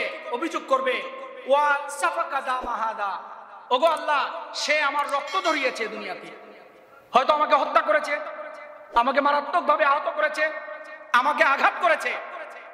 আল্লাহ রাব্বুল আলামিন বলবেন কিয়ামতের ময়দানে সে অভিযোগ করবে, আল্লাহ সে আমার রক্ত ঝরিয়েছে, সে আমাকে হত্যা করেছে, আমি এর বিচার চাই। এখন তো তার আর কোনো নেকি নাই। ওই যে পাহাড় পরিমাণ নেকি নিয়ে মানুষ যেই নেকি দেখে ঈর্ষা করতো, আমারও যদি এত নেকি হতো, এত নেকি নিয়ে আসার পরেও তার সব নেকি শেষ হয়ে যাবে। তখন তো তার নেকি নাই, কি দিয়ে আল্লাহ রাব্বুল আলামিন তাকে বুঝ দিবেন? তখন যেই ব্যক্তিকে দুনিয়াতে হত্যা করেছে ওই ব্যক্তির যে গুনাহ আছে, ওই গুনাহ আল্লাহ রাব্বুল আলামিন ওই ব্যক্তির উপরে চাপিয়ে দিবেন। তারপরে আরেকজন এসে বলবে, আল্লাহ ওয়া দারাবা হাদা, সে দুনিয়াতে আমাকে মারধর করেছে। কেউ এসে বলবে সে আমার সম্পদ চুরি করেছে, কেউ এসে বলবে সে আমার সম্পদ ডাকাতি করেছে, আমার সম্পদ ছিনতাই করেছে। বিভিন্ন জন দুনিয়াতে তার দ্বারা যেই ক্ষয়ক্ষতি হয়েছে, তার দ্বারা মানুষের যে কষ্ট হয়েছে, সব বিচার কিয়ামতের ময়দানে আল্লাহ রাব্বুল আলামিনের কাছে মানুষগুলো দিতে থাকবে। দিতে দিতে দিতে দিতে দেখা যাবে যেই ব্যক্তি নেকির পাহাড় নিয়ে কিয়ামতের ময়দানে উঠেছিল, তার নেকি তো নাই, বরং গুনাহ এর চেয়ে আরো বড় পাহাড়ে পরিণত হয়েছে। আল্লাহ রাব্বুল আলামিন তখন বলেন যে ওয়া তুরিহা আলাইহি সুম্মা তুরিহা ফিন্নার, আল্লাহ রাব্বুল আলামিন তাকে লাঞ্ছনার মাধ্যমে তাকে টেনে হিচড়ে জাহান্নামের মধ্যে নিক্ষেপ করবেন। বলেন না নাউযুবিল্লাহি মিন যালিক। সম্মানিত হাজিরিন, তাহলে আমরা কি পেলাম? আমরা পেয়েছি দুনিয়াতে যদি কোনো মানুষ অন্য কোনো মানুষের ক্ষতি করে, দুনিয়াতে যদি কোনো মানুষ অন্য মানুষের হক নষ্ট করে, দুনিয়াতে যদি কোনো মানুষ কোনো মানুষের উপরে অত্যাচার করে, তার বিরুদ্ধে মানে ষড়যন্ত্র করে, এই যে এখন মামলা বাণিজ্য চলতেছে, ঠিক কিনা? 2 লাখ টাকা, 5 লাখ টাকা, 10,000 টাকা, 20,000 টাকার কারণে অনেক নির্দোষ মানুষকেও জেলের মধ্যে ঢুকানো হচ্ছে, ঠিক কিনা? এখন মামলা বাণিজ্য হচ্ছে। তো মামলা বাণিজ্য যারা করছো, কিয়ামতের ময়দানে এর প্রত্যেকটা মামলা বাণিজ্যের হিসাব আল্লাহর কাছে দিতে হবে। মানুষের উচিত দুনিয়ার কারণে আখিরাতকে যেন কি না করে, বরবাদ না করে। সম্মানিত হাজিরিন, এই কথাগুলো হলো একদম সর্বশেষের কথা। অর্থাৎ মানুষ অন্য মানুষের হক নষ্ট করার কারণে কিয়ামতের ময়দানে আল্লাহ রাব্বুল আলামিনের কাছে পাকড়াও হবেন। একটা জিনিস মনে রাখবেন, এটা সূত্র, যে আল্লাহ রাব্বুল আলামিন বান্দার হক ছাড়া, মনে রাখেন, আল্লাহ রাব্বুল আলামিন বান্দার হক ছাড়া অন্য যত বিষয় আছে ইচ্ছা করলে মাফ করে দিবেন। বলেন না সুবহানাল্লাহ। আপনি সারা জীবনে এক ওয়াক্ত নামাজও পড়েন নাই, আপনি সারা জীবনে একটা রোজাও রাখেন নাই, হজ ফরজ ছিল হজ করেন নাই, আমি এগুলোকে উৎসাহ দিচ্ছি না, মানে কথা বলতেছি, আল্লাহ রাব্বুল আলামিন চাইলে কোনো বান্দার সবকিছু মাফ করে দিতে পারেন। কিন্তু বান্দার সাথে দুনিয়াতে যদি কেউ অভদ্র আচরণ করে থাকে, কষ্ট দেয়, হক নষ্ট করে, আল্লাহ ওয়াদা করেছেন আমি তাকে মাফ করব না ততক্ষণ পর্যন্ত যতক্ষণ না যার হক নষ্ট করেছে সে তার প্রতি সন্তুষ্ট হয়। উচ্চ আওয়াজে বলেন না সুবহানাল্লাহ। সম্মানিত হাজিরিন, খুবই গুরুত্বপূর্ণ বিষয়। বান্দার হকের বিষয়ে সব সময় আমাদেরকে খেয়াল রাখতে হবে। সম্মানিত হাজিরিন, এই যে চুরি, ডাকাতি, দুর্নীতি, প্রতারণা, জবরদখল, এতিমের হক নষ্ট করা, ভাই বোনের হক নষ্ট করা, ওজনে কম দেওয়া, চাকুরিতে ফাঁকি দেওয়া, ওই যে মানে মালপত্র স্টক করে মানে গুদামজাত করে দাম বাড়িয়ে দেওয়া, এগুলো মানুষের হক নষ্ট করা, ঠিক কিনা? পণ্যের মধ্যে ভেজাল দেওয়া, মানুষকে কষ্ট দেওয়া, তুচ্ছ তাচ্ছিল্য করা, চুগলখুরি করা, বদনাম করা, গীবত করা, ষড়যন্ত্র করা, খুঁটা দেওয়া, মানুষের উপরে জুলুম করা, ওয়াদার খেলাফ করা, বিশ্বাসঘাতকতা করা, এই সমস্ত জিনিস যেগুলো বান্দার সাথে সম্পৃক্ত, কিয়ামতের ময়দানে কঠোরভাবে তার জবাব দিতে হবে। সেজন্য আমাদের সকলেরই উচিত এগুলো থেকে বেঁচে থাকা। সম্মানিত হাজিরিন, লম্বা করে আসলে ওয়াজ করার এত সময় পাওয়া যাবে না। আমি সংক্ষেপে কিছু কথা বলছি, আমরা এগুলো আমল করার জন্য চেষ্টা করব। বান্দার হকের মধ্যে এক নাম্বার যে হক হলো সেটা হলো একজন মুসলমান আর একজন মুসলমানকে দেখলে সালাম দিবে, এবং কোন মুসলমান যদি কাউকে সালাম দেয় সে সালামের জবাব দিবে। আমাদের দেশে অনেকে সালাম দেয় আসসালামু আলাইকুম, কিন্তু জবাব দেওয়ার সময় শুধু মাথা নাড়ে। এরকম হয় কিনা?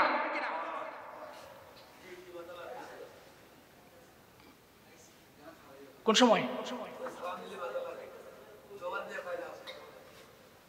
সম্মানিত হাজিরিন, প্রধান অতিথি মহোদয় আমাদের এলাকায় এসে পৌঁছে গেছেন। আমরা সবাই বলি আলহামদুলিল্লাহ। আপনারা যারা এখনো বাড়ি ঘরে আছেন, মেহেরবানি করে চলে আসুন। ইনশাআল্লাহ যথাসময়ে প্রধান অতিথি মহোদয় কি করবেন? বক্তব্য পেশ করবেন। সম্মানিত হাজিরিন, একটু খেয়াল করেন। এক নাম্বার হলো কি? সালাম দেওয়া। এক নাম্বার কি? সালাম দেওয়া। সালাম এমন একটা ইবাদত যেটা আল্লাহ রাব্বুল আলামিনের কাছে সবচেয়ে প্রিয়। হাদিস শরীফের মধ্যে এসেছে, যেই ব্যক্তি অন্য কোনো মুসলমানকে দেখলে প্রথমেই তার মুখ থেকে সালাম চলে আসে, সে আল্লাহ রাব্বুল আলামিনের সবচেয়ে প্রিয় এবং সে কি? অহংকার থেকে মুক্ত। বলেন না সুবহানাল্লাহ। সালাম দেওয়া হচ্ছে সুন্নত, কিন্তু সালামের জবাব দেওয়া হচ্ছে কি? ওয়াজিব। কেউ যদি আমাকে জুড়ে সালাম দেয়, আমারও ওয়াজিব হচ্ছে তাকে শুনিয়ে সালামের জবাব দেওয়া। আমাদের দেশে দেখা যায় অনেক মানুষ সালাম দিলে সালামের জবাবই দেয় না। অনেক মানুষ আছে তার মুখ থেকে সালাম বের হয় না, কারণ অন্য মানুষ তো তাকে সালাম দিবেই। এরকম আছে না নাই? এরকম আছে না নাই? একটা জিনিস মনে রাখবেন, আপনি কে? প্রেসিডেন্ট? আপনি কে? Member, chairman? আপনি কে? এমপি, মন্ত্রী? দুনিয়ার গুরুত্বপূর্ণ ব্যক্তি? আল্লাহ রাব্বুল আলামিনের সৃষ্টির শ্রেষ্ঠ যিনি, যার উপরে কোনো মানুষ নেই, গোটা সৃষ্টি জগতের শ্রেষ্ঠ মানুষ যিনি, আল্লাহর বন্ধু যিনি, রাহমাতুল লিল আলামিন যিনি, তিনি, তাকে কেউ জীবনে সালাম দিতে পারে নাই। বলেন না সুবহানাল্লাহ। আল্লাহর নবীজিকে কেউ কখনো আগে সালাম দিতে পারে নাই। নবীজি যাকেই দেখেছেন তাকেই আগে সালাম দিয়েছেন। বলেন না সুবহানাল্লাহ। যেখানে আল্লাহর নবী, যার কারণে আল্লাহ গোটা সৃষ্টি জগৎকে কি করেছেন? সৃষ্টি করেছেন, তিনি কখনো সালাম পাওয়ার অপেক্ষা করতেন না। তিনি যাকেই দেখতেন তাকেই আগে সালাম দিতেন। আর আপনি কোন জমিদার হয়েছেন, আরেকজন আপনাকে সালাম দিবে, আপনি বসে রয়েছেন। এটা কি হয় নাকি? এটা হয় নাকি? মসজিদ কমিটির সভাপতি দাঁড়ায়া থাকে, ইমাম কখন সালাম দেয়? ঠিক কিনা? শিক্ষক দাঁড়ায়া থাকে, শিক্ষার্থী কখন সালাম দেয়? বাবা দাঁড়ায়া থাকে, ছেলে কখন সালাম দেয়? ঠিক কিনা? আমরা অপেক্ষা করি যে আমাকে তো সালাম দিবেই। নবীজি এটা আমাদেরকে শিখিয়েছেন। নবীজি আমাদেরকে শিখিয়েছেন, তুমি সালামের অপেক্ষা কখনোই করবে না। যখনই তুমি কাউকে দেখেছো, সে তোমার ছোট হোক, সে তোমার বড় হোক, সে তোমার উস্তাদ হোক, সে তোমার ছাত্র হোক, তোমার জবান থেকে আগে যেন সালাম বের হয়। বলেন না সুবহানাল্লাহ। তাহলে আমরা আজকে এই মাসালাটা শিখলাম, আমরা কখনোই কারো সালামের অপেক্ষায় থাকবো না। আমাদের সালামের ক্ষেত্রে আমরা সবচেয়ে বেশি যে জায়গায় কোনোদিন সালাম দেই না সেটা হলো আমাদের বাড়ি ঘরে, ঠিক কিনা? আমরা ঘরে না হলে 5 বার 10 বার প্রতিদিন ঢুকি কিনা, আবার বের হই কিনা? আমরা কি কখনো আমাদের ঘরে আমাদের মাকে সালাম দিছি, আমাদের বাবাকে সালাম দেই, আমাদের ঘরের স্ত্রীকে সালাম দেই, ছেলে মেয়েদেরকে সালাম দেই? এটা আমাদের অভ্যাস উঠে গেছে প্রায়। আজকে থেকে আমরা এই শিক্ষাটা গ্রহণ করব, আমি যখনই আমার পরিবারের মধ্যে কি করব, প্রবেশ করব, তখন আমি যাকেই দেখতে পাই তাকেই আমি কি করব, সালাম প্রদান করব। বলেন না সুবহানাল্লাহ। সালাম উঠে গেছে আরেক জায়গায়, সেটা কোন জায়গায়? বন্ধু বান্ধবের দেখা হলে। এখন ইয়াং জেনারেশন পোলাপান যেগুলো আছে, এগুলো একজন আরেকজনের সাথে দেখা হইলে সালামের মাধ্যমে কথা শুরু হয় না, গালি দিয়ে কথা শুরু হয়। বলেন না নাউজুবিল্লাহি মিন যালিক, ঠিক কিনা? গালি দিয়ে কথা শুরু হয়, এমন গালি যেগুলো আমরা মানে মাইকে উচ্চারণ করতে পারবো না। গালি দিয়ে কথা শুরু হয়। জীবনেও কেউ কাউকে সালাম দেয় না সারাদিন, যতক্ষণ পর্যন্ত বন্ধু বান্ধব এক জায়গায় থাকবে, ভালো কোনো কথাবার্তা নাই, একজন আরেকজনকে তুচ্ছ তাচ্ছিল্য করা, গালাগালি করা, বেইজ্জত করাটা তাদের কি হয়ে গেছে, নেচার হয়ে গেছে। এজন্য আমরা অনুরোধ করব যে আমরা যেন আমাদের বন্ধু বান্ধবের সাথে যখন কি করি, দেখা সাক্ষাৎ করি, আমরা সালাম দেই। পরিবারের মধ্যে আমরা গিয়েছি, আমরা সালাম দেই। মাদ্রাসায় গিয়েছি, মসজিদে গিয়েছি, যে কোনো জায়গায় আমরা যাই, আমাদের মধ্যে সালামের এই চর্চাটা আমাদেরকে কি করতে হবে, জারি রাখতে হবে।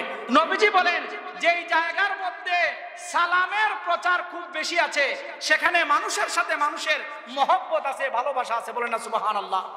আর মানুষের মধ্যে যখন ভালোবাসা থাকবে, মহব্বত থাকবে, আল্লাহ রাব্বুল আলামিন তাকে জান্নাতে প্রবেশ করাবেন। জান্নাতে যে সমস্ত আমলের বিনিময়ে আল্লাহ জান্নাতে স্থান দিবেন, এর মধ্যে একটা গুরুত্বপূর্ণ মানে কি হলো, আমল হলো সালামের প্রচার এবং প্রসার। তো আমরা ইনশাআল্লাহ সালাম দিব তো? ইনশাআল্লাহ হাত তুলে বলেন, সালাম দিব তো আমরা ইনশাআল্লাহ? কারো সালামের অপেক্ষা করবো তো ইনশাআল্লাহ? ইনশাআল্লাহ আমরা শুদ্ধভাবে সালাম দিব। আসসালামু আলাইকুম ওয়া রাহমাতুল্লাহি ওয়া বারাকাতুহু। ওয়া আলাইকুমুস সালামু ওয়া রাহমাতুল্লাহি ওয়া বারাকাতুহু। এটা হলো 1 নাম্বার। সালাম নিয়ে আপনারা অনেক ওয়াজ আপনারা ভালো জানেন, ঠিক আছে? এজন্য আমি এটা নিয়ে আর দ্বিতীয় কথা বলবো না। 2 নাম্বার হলো, আমাদের মধ্যে আমাদের আত্মীয় স্বজন অসুস্থ হতে পারেন, আমাদের পাড়া প্রতিবেশী অসুস্থ হতে পারেন, আপনি একটা ওয়ার্ডের মেম্বার, আপনার ভোটার বা আপনার ওয়ার্ডের একজন মানুষ কি হতে পারে, অসুস্থ হতে পারে। অর্থাৎ আমাদের হামসার ভিতরে আমরা যাদের সাথে চলাফেরা করি, যাদের সাথে কথাবার্তা বলি, লেনদেন আছে, মহব্বত আছে, তারা কেউ অসুস্থ হলে আমাদের দায়িত্ব এবং কর্তব্য হলো তাকে দেখতে যাওয়া। বলেন না সুবহানাল্লাহ। এবং সে যদি গরিব হয়, সে যদি অসহায় হয়, আর আমি যদি ধনী হই, সম্পদশালী হই, আমি তাকে তার চিকিৎসা করার জন্য যতটুকু পারি আমি তাকে কি করব, সাহায্য করব। কোন হাসপাতালে গেলে ভালো চিকিৎসা হবে, কোন রোগের জন্য কোন ভালো ডাক্তার আছে, এই সমস্ত বিষয়াদি আমরা তাকে কি করব, মানে ইনফর্ম করব। এবং বিশেষ করে রোগীর কাছে গেলে তাকে জীবনের আশা দিতে হবে। আরে ভাই, তুমি যত বড় রোগী হোক না কেন, ওই যে দেখো অমুক গ্রামের এক ভাই তোমার এই রোগে আক্রান্ত হয়েছে, কিন্তু সে তো মারা যায় নাই, আল্লাহ তাকে কি করেছেন, হায়াত দান করেছেন। ইনশাআল্লাহ তুমি অসুস্থ, ঠিক আছে, ঘাবড়াবে না, আল্লাহকে স্মরণ করো, আল্লাহ তোমাকে সেবা দান করবে। বলেন না সুবহানাল্লাহ। যারা রোগী দেখতে যায় তার ফজিলত কি জানেন? হাদিস শরীফের মধ্যে এসেছে, যেই ব্যক্তি সকালবেলা একজন মুসলমানকে, রোগীকে দেখতে সে যখন যাবে, সন্ধ্যা পর্যন্ত 70,000 ফেরেশতা তার জন্য ইস্তেগফার করতে থাকবে। বলেন না সুবহানাল্লাহ। আপনি সকালবেলা একজন মুসলমানকে দেখতে গেছেন রোগী, সন্ধ্যা পর্যন্ত 70,000 ফেরেশতা কি করবে, আপনার জন্য ইস্তেগফার করবে, ক্ষমা প্রার্থনা করবে। আল্লাহ, তোমার ওই বান্দা একজন রোগীকে দেখতে গেছে, আল্লাহ তুমি তাকে মাফ করে দাও না। বলেন না সুবহানাল্লাহ। সন্ধ্যায় যদি কেউ যায়, ফজর পর্যন্ত 70,000 ফেরেশতা তার জন্য ইস্তেগফার করবে। উচ্চ আওয়াজে বলেন সুবহানাল্লাহ। কত সুন্দর ফজিলত। কিন্তু আমরা কি এটা যাই? আমরা কি যাই? রোগীর পাশে আমাদেরকে যেতে হবে, রোগীর খোঁজ খবর নিতে হবে, রোগীকে যথাসম্ভব সাহায্য সহযোগিতা করতে হবে। একটি বিয়ে লাখ টাকা খরচ হোক, 50 লাখ টাকা খরচ হোক, 5 লাখ টাকা খরচ হোক, বিয়ের আগে মিটিং হয়, কে কত টাকা দিবে, এই টাকাগুলো কোথা থেকে আসবে, কোথায় ব্যয় করা হবে, সব একটা হিসাব হয়। কিন্তু মানুষ যখন অসুস্থ হয়ে যায়, অসুস্থতা কি এভাবে বিয়ার মতো সাজানো হয়? না হঠাৎ করে চলে আসে? হঠাৎ করে মানুষ অসুস্থ হয়ে যায়, হঠাৎ করে মানুষ বিপদে পড়ে যায়, হঠাৎ করে মানুষ বিমারে আক্রান্ত হয়ে যায়। তো যেহেতু বলে কয়ে রোগ আসে না, এজন্য আমাদের উচিত, আমার আত্মীয় স্বজন হোক, আমার পাড়া প্রতিবেশী হোক, বা তার মুখ দেখা দেখি হোক, আমাদের উচিত যেহেতু হঠাৎ করে কোনো মানুষের উপরে অসুস্থতা চলে এসেছে, তার হাত খালি থাকতে পারে, আমাদের যদি টাকা পয়সা থাকে আমরা তাকে বলতে হবে যে ভাই তুমি তো হঠাৎ করে অসুস্থ হয়ে গেলে, তুমি কি চিকিৎসা করাইতেছো? তোমার কি টাকা পয়সার কোনো টান আছে? বলো আমাকে, আমি তোমাকে সহযোগিতা করবো। বলেন না সুবহানাল্লাহ। নবীজি কি বলছেন জানেন? আল্লাহ ওই ব্যক্তির উপরে দয়া করবেন না যে দুনিয়াতে মানুষের উপরে দয়া করে না। বলেন না সুবহানাল্লাহ। দুনিয়াতে যদি আপনি মানুষের উপরে দয়া করেন, আল্লাহ কিয়ামতের ময়দানে আপনাকে দয়া করবেন। আমরা মনে করি দূর এত গরিব, আমরা মনে করি এরে যদি এখন এখানে আমি ফালাইয়া উষ্টাই লাইতাই সরাই, তার কোন বাপ আছে আমার এদিকেই। তো আমরা এই চিন্তা করে কিনা? কথা মনে বুঝেন নাই? এই চিন্তা করে কিনা? কিন্তু আমরা এই চিন্তা করছি নি যে যারা আমি চড়াইতেছি, যাকে আমি উষ্টাইতেছি, তার কেউ না থাকলেও তার আল্লাহ আছেন, তাকে আল্লাহ বানিয়েছেন, সে আল্লাহর বান্দা। আল্লাহ কি তোমার কিছু করতে পারবে না? আল্লাহ কি তোমাকে কিছু করতে পারবে না? এটা চিন্তা করতে হবে যে যার ক্ষতি করতেছি সে আল্লাহর বান্দা, তাকে আল্লাহ বানিয়েছেন, তার হাফিজ, তার জামিন, তার রক্ষাকর্তা স্বয়ং আল্লাহ। আমি যদি আল্লাহর সাথে যুদ্ধ করতে প্রস্তুত থাকি, তাহলে তাকে আঘাত করা আমার জন্য সাজে। কিন্তু কোনো মানুষের জন্য কি আল্লাহর সাথে যুদ্ধ করা সম্ভব? সম্ভব। এজন্যে দুর্বলের উপরে আঘাত মানুষের উপরে দ্রুত গজব নিয়ে আসে।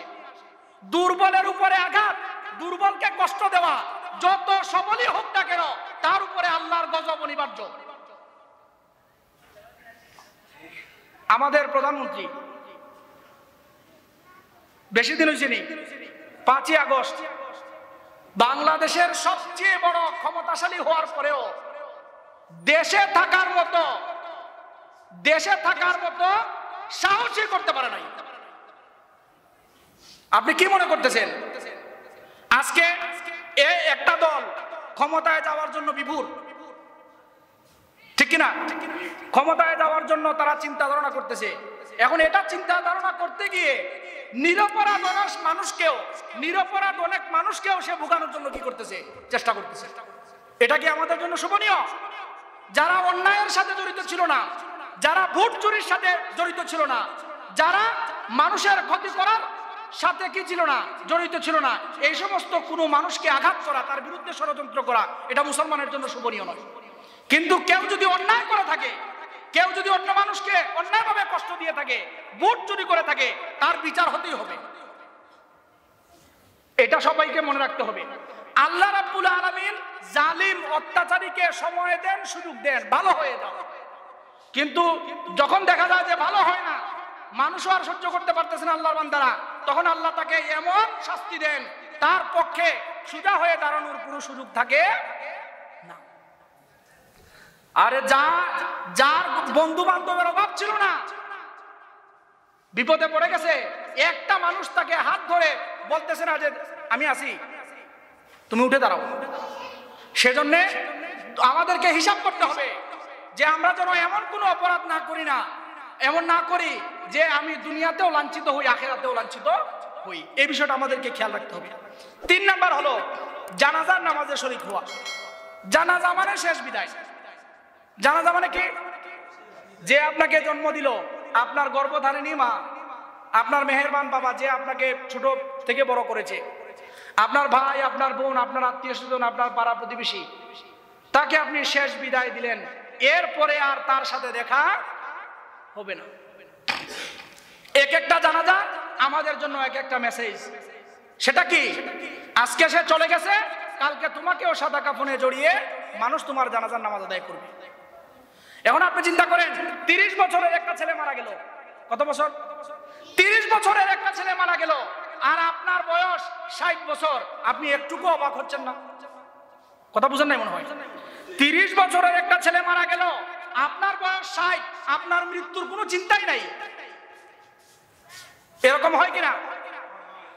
যদি দেখেন 20 বছরের কোন ছেলে মেয়ে মারা গেছে, আপনার বয়স 21 হয়, আল্লাহর শুকরিয়া আদায় করতে হবে যে আল্লাহ তার 1 বছর বেশি সময় আমি পেয়েছি, জানি না আর কতদিন পাবো। আমাদের সকলেরই উচিত এই যে কম বয়সে মানুষ যারা মারা যাচ্ছে আর আমাদের জীবন দীর্ঘ হচ্ছে, আমাদের উচিত এই 1 কিরাত সওয়াব দান করা হবে এবং কাফন দাফন পর্যন্ত যে থাকবে তাকে 2 কিরাত দেওয়া হবে। 2 কিরাত মানে কি? উহুদ পাহাড়ের বিশাল পরিমাণ সওয়াব। বলেন না সুবহানাল্লাহ। এটা হলো কয় নাম্বার? 3 নাম্বার। 4 নাম্বার হলো কোন মুসলমান যদি অন্য মুসলমানকে দাওয়াত দেয়, দাওয়াত কবুল করবে। এখন দাওয়াতের ক্ষেত্রে আমরা বৈষম্য দেখি কিনা? ধনীর বাড়িতে গরিবরা দাওয়াত পাই না। আমি কি ভুল বললাম? যারা ধনী, যারা কোটিপতি হয়ে গেছে, এরকম মানুষ যখন বাড়িতে বিয়ের অ্যারেঞ্জ করে, বিভিন্ন ধরনের মানে খাবার দাবারের অনুষ্ঠানের আয়োজন করে, গরিবদেরকে দাওয়াতই দেওয়া হয় না, অথবা এমন ভাবে তাদেরকে দাওয়াত দেওয়া হয় না আসলেই যেন তারা বাঁচে, না পারতে দাওয়াত। এরকম হয় কিনা? হয়। এটা করা কোনো অবস্থাতেই উচিত নয়। আবার দেখা যায় খাওয়ানোর সময় ধনীদেরকে একরকম আপ্যায়ন করতেছে, গরিবদেরকে আরেক রকম আপ্যায়ন করতেছে, ফকিরদেরকে ধমক দেওয়া হচ্ছে। সম্মানিত হাজরিন, মনে রাখবেন আপনার বাড়িতে যেই গেছে সেই আপনার মেহমান, তার সাথে মেহমান সুলভ আচরণ করতে হবে। যাকে আপনি দাওয়াত দেন না, এরকম অনেক মানুষ আপনার বাড়িতে উপস্থিত হয় কিনা? মনে করবেন সে আমার মেহমান না হলেও সে আল্লাহর পক্ষ থেকে আল্লাহ আমাকে তাকে মেহমান হিসেবে পাঠাইছেন। বলেন না সুবহানাল্লাহ। গরিবকে আল্লাহর মেহমান মনে করতে হবে, কারণ আপনি যদি একজন গরিবকে খাবার খাওয়াইয়া সন্তুষ্ট করতে পারেন, তাহলে আল্লাহ রাব্বুল আলামিন আপনার উপরে খুশি হয়ে যাবেন। বলেন না সুবহানাল্লাহ। দাওয়াতের ক্ষেত্রে আমরা কি খেয়াল রাখবো? ধনী গরিব, ধনী গরিব ফকির যেই থাকুক না কেন, আমার যদি দাওয়াতের ক্রাইটেরিয়া এসে পড়ে, অবশ্যই তাকে আমাকে কি দিতে হবে? দাওয়াত দিতে হবে। কারণ একজন গরিব, সে যত বড় গরিবই হোক, আপনার যদি আত্মীয় হয়, আপনার যদি প্রতিবেশী হয়, আর আপনার যদি তার সাথে কি থাকে, মানে সম্পর্ক থাকে, আপনি কিভাবে তাকে দাওয়াত না দিয়ে আপনি একটা অনুষ্ঠান করতে পারবেন? যেখানে আল্লাহর নবী বলেছেন যে প্রতিবেশী এবং আত্মীয় স্বজনের আনন্দে খুশি হওয়া এবং বিপদে সমবেতী হওয়া, এটা নবীজির একটা গুরুত্বপূর্ণ সুন্নাত। বলেন না সুবহানাল্লাহ। সম্মানিত হাজরিন, আমরা যদি মানুষদেরকে খাওয়াই, এর সওয়াব আছে না নাই? মানুষকে খাওয়াইলে সওয়াব আছে না নাই? আমি একটি হাদিস শরীফ আমি আপনাদেরকে শোনাচ্ছি। ইমাম বুখারীর উস্তাদ কে? ইমাম বুখারীর উস্তাদ ইমাম আবু বকর ইবনু আবি শায়বা তার মুসান্নাফ ইবনু আবি শায়বাতে 8ম খণ্ডের 131 নম্বর পৃষ্ঠায় এই হাদিস নকল করেছেন। ইমাম বুখারীর উস্তাদ হাদিস বর্ণনা করেছেন। হাদিসটা কি শুনেন। নবীজি বলেন, আইয়ুমা মুসলিমিন কাসা মুসলিমান সাওবান আলা উরিন কাসাহুল্লাহু মিন খুদরিল জান্নাহ। উচ্চ আওয়াজে বলেন সুবহানাল্লাহ। কোন মুসলমান যদি অন্য কোন বস্ত্রহীন মুসলমানকে কাপড় পরায়, কি পরায়? কাপড় পরায়, আল্লাহ রাব্বুল আলামিন তাকে জান্নাতের সবুজ পোশাক পরাবেন। উচ্চ আওয়াজে বলেন সুবহানাল্লাহ। এখানে যারা আমরা উপস্থিত আছি, সবার সামর্থ্য এক? সবার সামর্থ্য এক? আপনার টাকা পয়সা আছে, আপনি বাড়িতে এমন কম্বল আনছেন যেটার দাম 20,000 টাকা, যেটা গায়ে দিলে 5 মিনিট গায়ে দেন, 5 মিনিট সরাইয়া রাখেন, মানে আপনাকে এই তীব্র শীতেও এই কম্বল আপনাকে গরম করে ফেলে। ঠিক কিনা? ঠিক কিনা? আপনার বাড়ি আলিশান হওয়ার কারণে শীত যে কোনো ফাঁক ফুকর দিয়ে আপনার বাড়িতে ঢুকবে, এই সুযোগ আছে? সুযোগ আছে? নাই। শীত ঢুকার কোনো রাস্তা নাই। আপনার সামর্থ্য আছে, যেই জ্যাকেটটা আপনি গায়ে দিয়েছেন সেটার দাম 10,000 টাকা, সেটা এনেছেন ইংল্যান্ড থেকে, এনেছেন সৌদি আরব থেকে, এনেছেন কানাডা থেকে, যেই দেশগুলোতে শীত বেশি থাকে। এই যে আপনি নিজেকে শীত থেকে বাঁচানোর জন্য আপনি গায়ে কি দিলেন? জ্যাকেট দিলেন, কম্বল কিনলেন, বাড়ি আলিশান বানালেন। সব মানুষের কি একই রকম সামর্থ্য আছে? নাই। আপনার আমার আশেপাশে আমার আপনার আত্মীয় স্বজন, রক্ত সম্পর্কীয় আত্মীয় স্বজন, বৈবাহিক আত্মীয় স্বজন, কিংবা আপনার পাড়া প্রতিবেশী, আপনার এলাকার মধ্যে এমন অনেক মানুষ আছে যে সে যে শীতের সময়ে শীত থেকে বাঁচার জন্য একটা ছেঁড়া কাঁথা গায়ে দিবে, সেই সামর্থ্য নাই। ঠিক কিনা? ঠিক কিনা? সে যে ঘর থেকে বের হবে তার একটা জ্যাকেট নাই, এরকম অবস্থা আছে না নাই? আছে না নাই? তো আপনার আত্মীয় স্বজনদের মধ্যে, আপনার পাড়া প্রতিবেশীদের মধ্যে এরকম বস্ত্রহীন কোনো মানুষ যদি থাকে, শীতের কাপড় নাই, শীতের পোশাক নাই, মেরিল নাই, তার যে কি আছে, অর্থাৎ শীত থেকে সে বাঁচতে পারবে এরকম উপকরণ যদি না থাকে, আর আপনি যদি তাকে এটা শীত নিবারণ থেকে বা শীত থেকে বাঁচানোর জন্য আপনি যদি তাকে এই পোশাকগুলো দান করেন, কম্বল দান করেন, মেরিল দান করেন, লিপ জেল দান করেন, অর্থাৎ শীত থেকে বাঁচার জন্য আপনি তাকে প্রোটেকশন হিসেবে পোশাক কিনে দেন, আল্লাহ রাব্বুল আলামিন বলে যে জান্নাতের মধ্যে সবুজ পোশাক আল্লাহ আপনাকে পরিধান করাবেন। বলেন না সুবহানাল্লাহ? সুবহানাল্লাহ। উচ্চ আওয়াজে বলেন না সুবহানাল্লাহ? আজকে বাড়ি থেকে গিয়ে লিস্ট করবেন আপনার সামর্থ্য অনুযায়ী। কথাগুলো খেয়াল করেন। বাড়ি থেকে যাওয়ার পরে লিস্ট করবেন, আপনার আশেপাশে যারা গরিব আছে তাদের একটা লিস্ট করবেন। লিস্ট করার পরে আপনার সামর্থ্য অনুযায়ী তাদেরকে পোশাক, কম্বল কিনে দেওয়ার ব্যবস্থা করবেন। আপনার সামর্থ্য নাই, নতুন কিছু কিনে দিবেন। আপনার জ্যাকেট 3টা, কটা জ্যাকেট? 3টা, 2টা জ্যাকেটেই আপনার শীত চলে যাবে, আপনি একটা জ্যাকেট তাকে দান করে দেন। বলেন না সুবহানাল্লাহ? আপনার বাড়িতে নতুন কম্বল কিনেছেন, পুরাতন ল্যাপটা আপনি উপরের মধ্যে কি করেছেন, রেখে দিয়েছেন অযথা, আপনি এই ল্যাপটা আপনার প্রতিবেশীকে, একজন আত্মীয়কে দান করেন। যদি আপনি এটা করতে পারেন, কিয়ামতের ময়দানে আল্লাহ রাব্বুল আলামিন জান্নাতের সবুজ রেশমি পোশাক আপনাকে পরিধান করাবেন। বলেন না সুবহানাল্লাহ? মানুষকে দেখানোর জন্য দান করবেন না, আল্লাহকে খুশি করার জন্য। কাকে? আল্লাহকে খুশি করার জন্য। 2 নাম্বার দেখেন, ওয়াইয়ুমা মুসলিমিন আতামা মুসলিমান আলা জুইন আতামাহুল্লাহু মিন সিমারিল জান্নাত। আল্লাহ রাব্বুল আলামিনের বন্ধু বলেন, যদি দুনিয়াতে কোনো অভুক্ত মানুষকে, ক্ষুধার্ত মানুষকে ক্ষুধা নিবারণ করবে, অভুক্ত মানুষকে খাদ্য প্রদান করবে, তাকে তৃপ্তি সহকারে খাওয়াবে, আল্লাহ রাব্বুল আলামিন তাকে জান্নাতের ফলমূল খাওয়াবেন। বলেন না সুবহানাল্লাহ? এই যে যারা বাড়িতে অনুষ্ঠান করেন, বিয়ে শাদীর অনুষ্ঠান, খতনার অনুষ্ঠান, বিভিন্ন ধরনের জন্মদিনের অনুষ্ঠান আমরা করি কিনা, সবচেয়ে বেশি প্রায়োরিটি দিবেন যাকে আপনি দাওয়াত দেন নাই অথচ সে আপনার বাড়িতে চলে এসেছে, তাকে সবচেয়ে বেশি প্রায়োরিটি দিবেন। কথা মনে হয় বুঝেন নাই? কথা মনে হয় বুঝেন নাই? যাকে দাওয়াত দেওয়া হয় নাই সে আপনার বাড়িতে এসে গেছে মানে কি, খাবারটা তার দরকার, খাবারটা তার কি দরকার। লজ্জা শরমের মাথা খেয়ে, যদিও নবীজি নিষেধ করেছেন দাওয়াত না দিলে তোমরা কেউ যাবে না, চুরের মতো ঢুকে ডাকাতের মতো বেরিয়ে আসবে না, কিন্তু তারপরেও লজ্জা শরম বাদ দিয়ে পেটের ভুকের জন্য, ক্ষুধার জন্য, ক্ষুধার কষ্ট সহ্য করতে না পেরে কোনো মানুষ যদি আপনার বাড়িতে চলে আসে, তাহলে আপনি নিজে না খেয়ে হলেও আপনি তাকে খাওয়ান, আল্লাহকে আপনি খুশি করে দিবেন। বলেন না সুবহানাল্লাহ?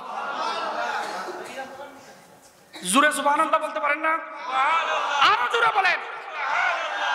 আল্লাহ রাব্বুল আলামিনের হাবিব বলেন, যদি কোনো ক্ষুধার্ত মানুষের ক্ষুধা কেউ নিবারণ করে দুনিয়াতে, আল্লাহ তার ক্ষুধা নিবারণের জন্য জান্নাতের ফলাদি দিয়ে তার ক্ষুধা নিবারণ করবেন। বলেন না সুবহানাল্লাহ? গরিব মিসকিনের দাম আপনার কাছে না থাকতে পারে, আল্লাহর কাছে তাদের দাম আছে। এজন্য কোন গরিবকে, কোন ফকিরকে আপনি দান করেন না করেন, খাবার খাওয়ান না খাওয়ান, তাদেরকে ধমক দিবেন না। কারণ আল্লাহ রাব্বুল আলামিন স্পষ্ট নিষেধ করেছেন, ওয়া আম্মাস সাইলা ফালা তানহার। কোন সাইলকে, কোন যাঞ্চাকারীকে, কোন ভিক্ষুককে ধমক দিবে না। নবীজি এটাও বলেছেন, কেউ যদি আল্লাহর নাম নিয়ে তোমার কাছে কিছু চায়, তুমি কখনো তাকে খালি হাতে ফিরিয়ে দিবে না। নবীজির জীবনী থেকে একটি হাদিস বুখারী শরীফে এসেছে, হাদিসের বড় বড় কিতাব এসেছে। নবীজির কাছে জীবনে কেউ কখনো কিছু চেয়েছে আর নবীজি বলেছেন না তোমাকে দেওয়া যাবে না, বা নবীজি কখনো তাকে দেন নাই, একটা ঘটনাও ঘটে নাই। বলেন না সুবহানাল্লাহ? নবীজির কাছে খালি হাতে কেউ কখনো ফেরত যায় নাই। আমরা কি সেই নবীর উম্মত না? হ্যাঁ। আল্লাহ রাব্বুল আলামিন বলেন, লাকাদ কানা লাকুম ফি রাসূলিল্লাহি উসওয়াতুন হাসানাহ। আল্লাহ রাব্বুল আলামিন রাহমাতুল লিল আলামিন দু জাহানের বাদশা নবীকে আমাদের সকলের জন্য অনুসরণীয় আদর্শ হিসেবে এই পৃথিবীতে প্রেরণ করেছেন। আল্লাহ নবীজিকে শিক্ষক হিসাবে, প্রশিক্ষক হিসাবে এই পৃথিবীতে আমাদের কাছে পাঠিয়েছেন। বলেন না সুবহানাল্লাহ। তো ওই নবী যার কাছে কেউ কখনো খালি হাতে ফিরে যায় নাই, তার উম্মত হয়ে আমাদের জন্য কি শুভনীয় যে মানুষ আমার কাছে সাহায্য চাইলো আর আমি তাকে খালি হাতে ফিরিয়ে দিলাম? কোন মানুষ আপনার কাছে আসলে আপনি আল্লাহর শুকরিয়া আদায় করবেন এজন্যে যে আল্লাহ, এই মানুষটা তো আমিও হতে পারতাম যে অন্যের কাছে গিয়ে আল্লাহর নামে আমাকে কিছু দাও, এটা আমি হতে পারতাম কিনা? কথা মনে হয় আপনারা বুঝেনই না। যে লোকটা আপনার কাছে এসে বললো আল্লাহর ওয়াস্তে আমাকে কিছু দাও, সেই লোকটাকে আপনি হতে পারতেন না? পারতেন না কিনা? পারতেন, ভালো করেই পারতেন। এবং কোন মানুষ আছে ভিক্ষুককে অপমান করে, আল্লাহ রাব্বুল আলামিন এমন মানুষ যত সম্পদশালী হোক তাকে তার কাতারে নিয়ে পৌঁছাবেন। এজন্য সব সময় মনে রাখবেন যে আপনার কাছে একজন এসেছে, কখনোই তাকে না করবেন, কখনোই না। আমরা দেখি কোটিপতি, বড় বড় ব্যবসায়ী, তার কাছে যদি কেউ ভিক্ষুক আসে, সে নাই নাই নাই যাও পড়াইছো, সে ট্যাক্সে তোমার কাছে আবার আইতো। আর ভিক্ষুকের কাছেও তো তোমার ইজ্জত নাই, তুমি একদিন দুই দিন তাকে ভিক্ষা দাও না, সে বলবে দূর, হালার কাছে গিয়ে কোনো লাভ নাই, এর থেকে একটা রিক্সাওয়ালার কাছে চাই গিয়ে। কথা বুঝেন নাই আপনি? চিন্তা করতে হবে সবকিছু। মনে রাখবেন, কেউ আপনার কাছে গেছে, এটা হয়তো আল্লাহ আপনার ভালো চান সেজন্য। বলেন না সুবহানাল্লাহ। আল্লাহর নবী বলেন, আস-সাদাকাতু তারুদ্দুল বালা। আল্লাহর রাস্তায় দান খয়রাত যদি কেউ করে, আল্লাহ রাব্বুল আলামিন তাকে বালা মুসিবত আযাব গজব থেকে হেফাজত করেন। আল্লাহ কেউ আপনার কাছে এসে খুঁজতেছে, কেউ আপনার কাছে ভিক্ষা চাইছে, মানে কি আপনার সামনে বিপদ আছে, আল্লাহ আপনাকে সেই বিপদ থেকে বাঁচার জন্য একটা ফুরসত দিয়েছেন, সুযোগ দিয়েছেন, গ্রেট একটা চান্স দিয়েছেন। বলেন না সুবহানাল্লাহ। আমরা কি ভিক্ষুককে তাড়ায় দিব? 10 টাকা দান করবেন, 20 টাকা দান করবেন, 100 টাকা দান করবেন, এমন দান করবেন সে আপনি যে এত টাকা দান করবেন সে চিন্তাও করতে পারে নাই। আপনি আল্লাহকে কিভাবে খুশি করবেন? বান্দাকে খুশি করার মাধ্যমে রব তাআলার সন্তুষ্টি পাওয়া যায়। বলেন সুবহানাল্লাহ। আপনি তো আপনার নামে ব্যাংক থাকবে, আপনার নামে অ্যাকাউন্ট থাকবে, আপনার অ্যাকাউন্টে কোটি কোটি টাকা থাকবে, একটা সময় আসবে আপনি এই দুনিয়াতে থাকবেন না, এই অ্যাকাউন্টও আপনার থাকবে না। আপনার সম্পদ কোনগুলো? আল্লাহর নবী বলেন, আদম সন্তান বলে আমার মাল, আমার মাল, আমার সম্পদ। দুনিয়ার সমস্ত সম্পদ চাকচিক্য নিয়ে সে মশগুল থাকে, কিন্তু সে জানে না তার আসল সম্পদ কি। আল্লাহর নবী বলেন, একজন মানুষের প্রকৃত সম্পদ হচ্ছে ওটা যে দুনিয়াতে সে আল্লাহ রাব্বুল আলামিনের সন্তুষ্টির জন্য যাবে করে। বলেন না সুবহানাল্লাহ।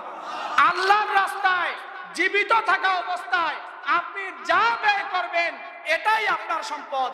আর আপনি ব্যাংক ব্যালেন্স, গাড়ি বাড়ি, টাকা পয়সা সব রেখে মারা গেলেন, আপনি কবরে চলে গেলেন, আপনার ব্যাংক ব্যালেন্স সবকিছু আপনার ওয়ারিসের হয়ে যাবে। সুবহানাল্লাহ বলতেন না? সুবহানাল্লাহ। হালালের ধার না ধরে হারামের উপর ভর করে আপনি যে আলিশান বাড়ি গাড়ি টাকা পয়সা, আপনি যে এই ব্যাংক ব্যালেন্স জোগাড় করেছেন, আপনি এর সব কিছু ভোগ করতে পারবেন না। কিন্তু কিয়ামতের ময়দানে কবরের মধ্যে আপনি কিভাবে আপনার সম্পদ উপার্জন করেছেন সেগুলোর হিসাব দিতে হবে। এজন্য আমরা কেউ অন্যায় পথে কোনো টাকা পয়সা উপার্জন করব না। আর জীবিত থাকা অবস্থায় আমরা আল্লাহর রাস্তায় ব্যয় করে আমাদের কিয়ামতের অ্যাকাউন্টকে বড় করতে হবে। বলেন না সুবহানাল্লাহ। আমরা রাজি আছি তো ইনশাআল্লাহ? রাজি আছি তো ইনশাআল্লাহ? ইনশাআল্লাহ। আল্লাহর নবী বলেন, ওয়াইয়ুবা মুসলিমিন আতামা মুসলিমান আলা জুইন আতামাহুল্লাহু মিন সিমারিল জান্নাহ। কোন মুসলমান যদি অন্য কোন অভুক্ত ক্ষুধার্ত মুসলমানকে পেট ভরে খাওয়ায়, তৃপ্তি ভরে তাকে খাওয়ায়, আল্লাহ রাব্বুল আলামিন তাকে জান্নাতের ফলমূল খাওয়াবেন। তার মানে কি সেই লোকটা জান্নাতি হবে। বলেন না সুবহানাল্লাহ। সুবহানাল্লাহ। দুনিয়াতে যারা মানুষকে খাওয়াবে আল্লাহ রাব্বুল আলামিন তাকে জান্নাতের ফলমূল খাওয়াবেন। সুবহানাল্লাহ। আমরা হার কিপটা হয়ে যাচ্ছি। আমরা একদম পাথরের মতো হয়ে যাচ্ছি, শক্ত হয়ে যাচ্ছি।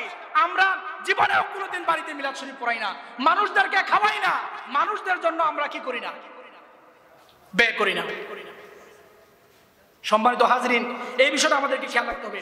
তারপর আল্লাহ নবী বলেন, ওয়াইয়ুমা মুসলিমিন সাকা মুসলিমান আলা দাবাইন সাকাহুল্লাহু মিনার রাহিকিল মাখতুম। আল্লাহ নবী বলেন, যেই ব্যক্তি দুনিয়াতে কোন তৃষ্ণার্ত মানুষকে কি করবে, পানি পান করাবে, আল্লাহ রাব্বুল আলামিন তাকে জান্নাতের বিশুদ্ধ শরবত তাকে পান করাবেন। সুবহানাল্লাহ, বলেন না সুবহানাল্লাহ। সুবহানাল্লাহ। সম্মানিত হাজরিন, প্রধান অতিথি মহোদয় চলে আসতেছেন। তারপরে হলো সংক্ষেপে কয়েকটা কথা বলি। সৎ পরামর্শ দিবে। কি দিবে? সৎ পরামর্শ দিবে। তারপরে অন্য মানুষের কল্যাণ কামনা করবে, কোনো মানুষকে বিপদে ফেলবে না। তারপরে নিজের জন্য যা পছন্দ করবে অন্যের জন্য তাই পছন্দ করবে। কোনো মানুষের উপরে জুলুম করবে না, অত্যাচার করবে না, ক্ষতি করবে না, তাকে বিপদে ফেলবে না, তাকে কষ্ট দিবে না, অপদস্থ করবে না, খেয়ানত করবে না, হিংসা করবে না, ধোঁকাবাজি করবে না, বিদ্বেষ পোষণ করবে না, মানুষের গীবত করবে না, মন্দ নামে ডাকবে না, মানুষের উপরে গোয়েন্দাগিরি করবে না, মানুষের দুশ্চর্চা করবে না, মানুষ বিপদে পড়লে তার হাজত পূরণ করবে, বিপদ দূর করবে, তাকে সাহায্য করবে। বলেন না সুবহানাল্লাহ।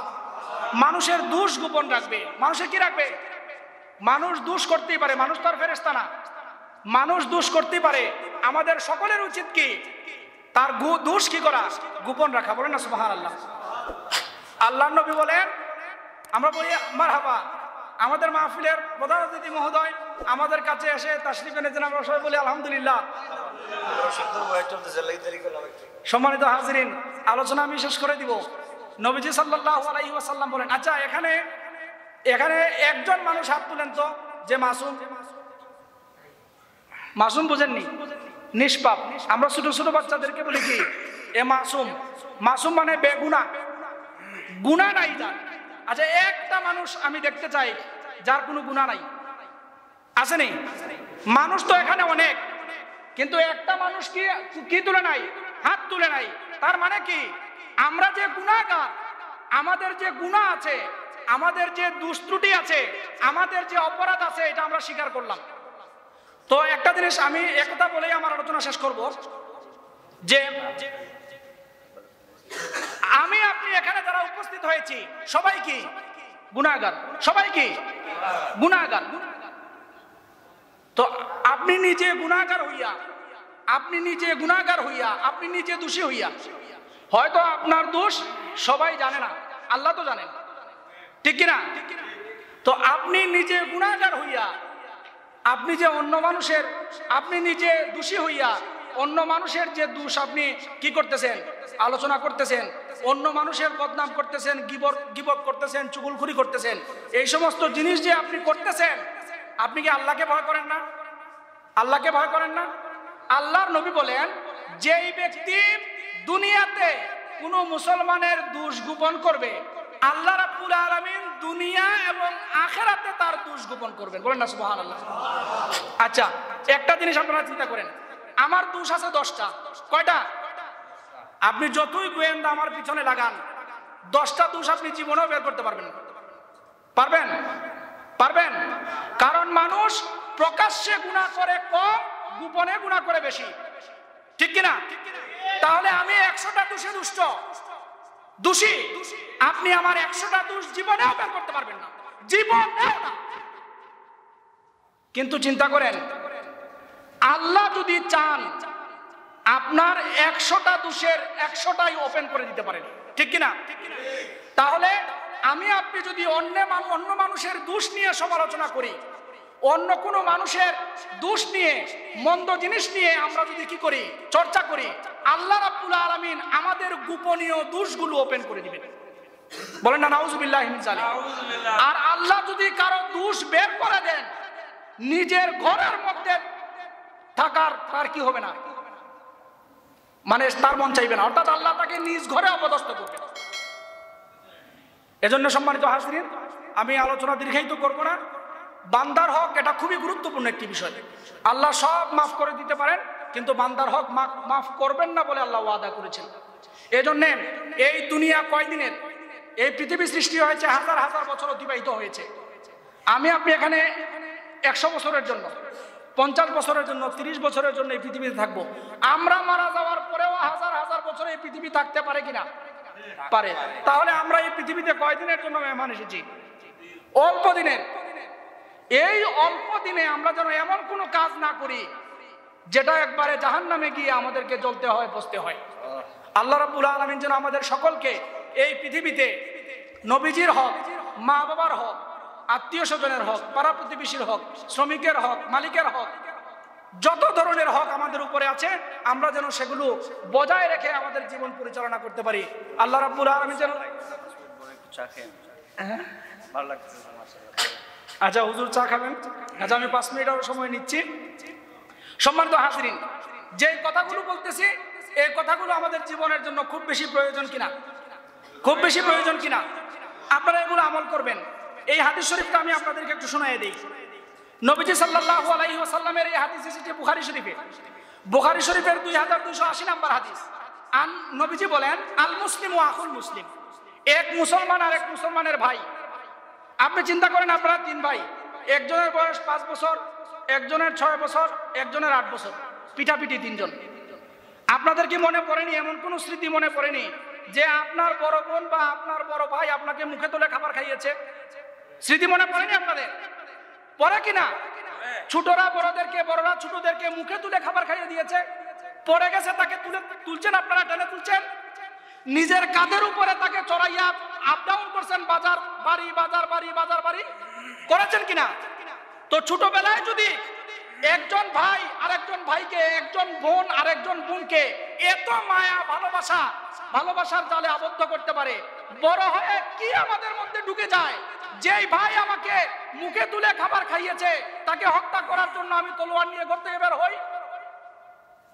কিভাবে সম্ভব? এটা সম্ভব নয়। এই দুনিয়া বেশি দিনের নয়। দুনিয়াবি স্বার্থের জন্য এই যে একজন মুসলমান আর একজন মুসলমানের সাথে যে খারাপ বিষয়গুলো আছে এগুলো যেন না হয়, এটা সবসময় মনে রাখতে হবে। নবীজি বলেন, আল মুসলিমু আখুল মুসলিম, এক মুসলমান আর এক মুসলমানের ভাই। তাহলে কি করবে? লা ইয়াসবিমুহু, একজন মুসলমান আর একজন মুসলমানকে কি করবে না? অত্যাচার করবে না। বলেন না সুবহানাল্লাহ। ওয়ালা ইউসলিমুহু, অন্যায়ভাবে তাকে কারো কাছে কি করবে না? সুপুর্দ করবে না, কারো কাছে তুলে দিবে না। এই যে এখন যেটা চলতেছে, এখন ওই যে মামলা মুকদ্দমার যে বিষয়গুলো চলতেছে, 10,000 টাকা, তোর 10,000 টাকা দিব, তুই একজনকে ঢুকাইয়ে দে, ঠিক কিনা? এরকম মামলা বাণিজ্য চলতেছে কিনা? সবাই সাবধান হয়ে যান, কারণ এই দুনিয়া চিরস্থায়ী কোনো থাকার জায়গা নয়।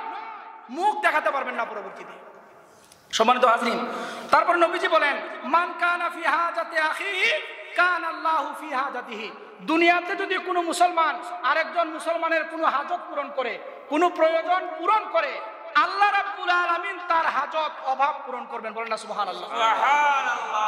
এখন দেখেন বিষয়টা একটু খেয়াল করেন। আপনার কাছে একজন আসছে, ভাই আমাকে 100 টাকা দিন, আজকে ঘরে কোনো খাবার নাই। আপনি কোটিপতি, 100 টাকা আপনার কাছে কি? একজন আসলো, ভাই আমি তো বিপদে পড়ে গেছি, এই কাজটা তো আমি করছি না, কিন্তু সে বলতেছে আমি করছি, প্লিজ আমার বাঁচাই দাও। অর্থাৎ দুনিয়াতে আপনার কাছে এমন কিছু বিষয়ে সাহায্য চাইছে যেগুলো আপনার দ্বারা পসিবল, কিন্তু আপনি এমন মুসিবতের মধ্যে আছেন যেটা আপনার দ্বারা সম্ভব নয়। যেমন কি, আপনার ছেলে মেয়ে নাই, আর ছেলে মেয়ে কি কিনতে পাওয়া যায়? শ্রীমঙ্গলে বিক্রি হয় ছেলে মেয়ে, বুঝেন না মনে হয় কথা। আপনার ছেলে মেয়ে নাই, এটা কে দিবে আপনাকে? এটা কে দিবে আপনাকে? এমন বিপদে পড়ছেন, কেউ আপনাকে টেনে তোলার মতো সাহস করতেছে না। কোটি টাকার বাড়ি, আলিশান খাট, রাজসিক জাজিম, ঘরের মধ্যে এসি, সব কিছু আছে, কিন্তু আপনি একবার ডান দিকে, একবার বাম দিকে, একবার ডান দিকে আর একবার বাম দিকে আপনি ঘুরছেন, ঘুম আসতেছেন আপনার কাছে। ঘুম টাকা দিয়ে কিনতে পারবেন? ঘুম টাকা দিয়ে কিনতে পারবেন? আপনার অনেক কিছু আছে, কিন্তু এগুলো উপভোগ করার সময় আপনার নাই। সকালে যে ঘর থেকে বের হন, একবার রাত কোনোদিন 1টা, 2টা, 3টায় বাড়িতে আসেন, দুপুরের খাবার খান রাত 9টায়, এরকম সময় কাটে কিনা আমাদের? মানে আল্লাহর দেওয়া নিয়ামত অনেক আছে, এগুলো উপভোগ করার সময় আপনি পাচ্ছেন না। মানে আল্লাহ আপনাকে গোটা দুনিয়া দিয়ে ব্যস্ত বানিয়ে দিয়েছেন। তাহলে এই যে আপনার সন্তান নাই, সন্তানটা দিবে কে? এটা তো আপনার অভাব। এই যে আপনার মনে সুখ নাই, এটা দিবে কে? আল্লাহ। এই যে আপনি বিপদে পড়ে গেছেন, এটা থেকে আপনাকে উদ্ধার করবে কে? আল্লাহ। কিভাবে উদ্ধার করবেন? কিভাবে উদ্ধার করবেন? ওই যে আপনি যদি আপনার আশেপাশের মানুষদের ছোটখাটো প্রয়োজন আপনি যদি তার পূরণ করে দেন, অভাব পূরণ করে দেন, তাকে সহযোগিতা করেন, আল্লাহ রাব্বুল আলামিন এগুলোতে খুশি হয়ে আল্লাহ রাব্বুল আলামিন সেগুলো আপনাকে দান করবেন। বলেন না সুবহানাল্লাহ। কিভাবে আপনি আল্লাহর রহমত পাবেন? আল্লাহর নবী বলেন, যে মানুষের উপরে দয়া করে না, আল্লাহ নিজেও তার উপরে দয়া করেন। সম্মানিত হাজরিন, যতটুকুই আলোচনা করলাম, আল্লাহ রাব্বুল আলামিন যেন আমাদের সকলকে যথাযথভাবে আমল করার জন্য তৌফিক দান করেন। আমরা সবাই বলি আমিন।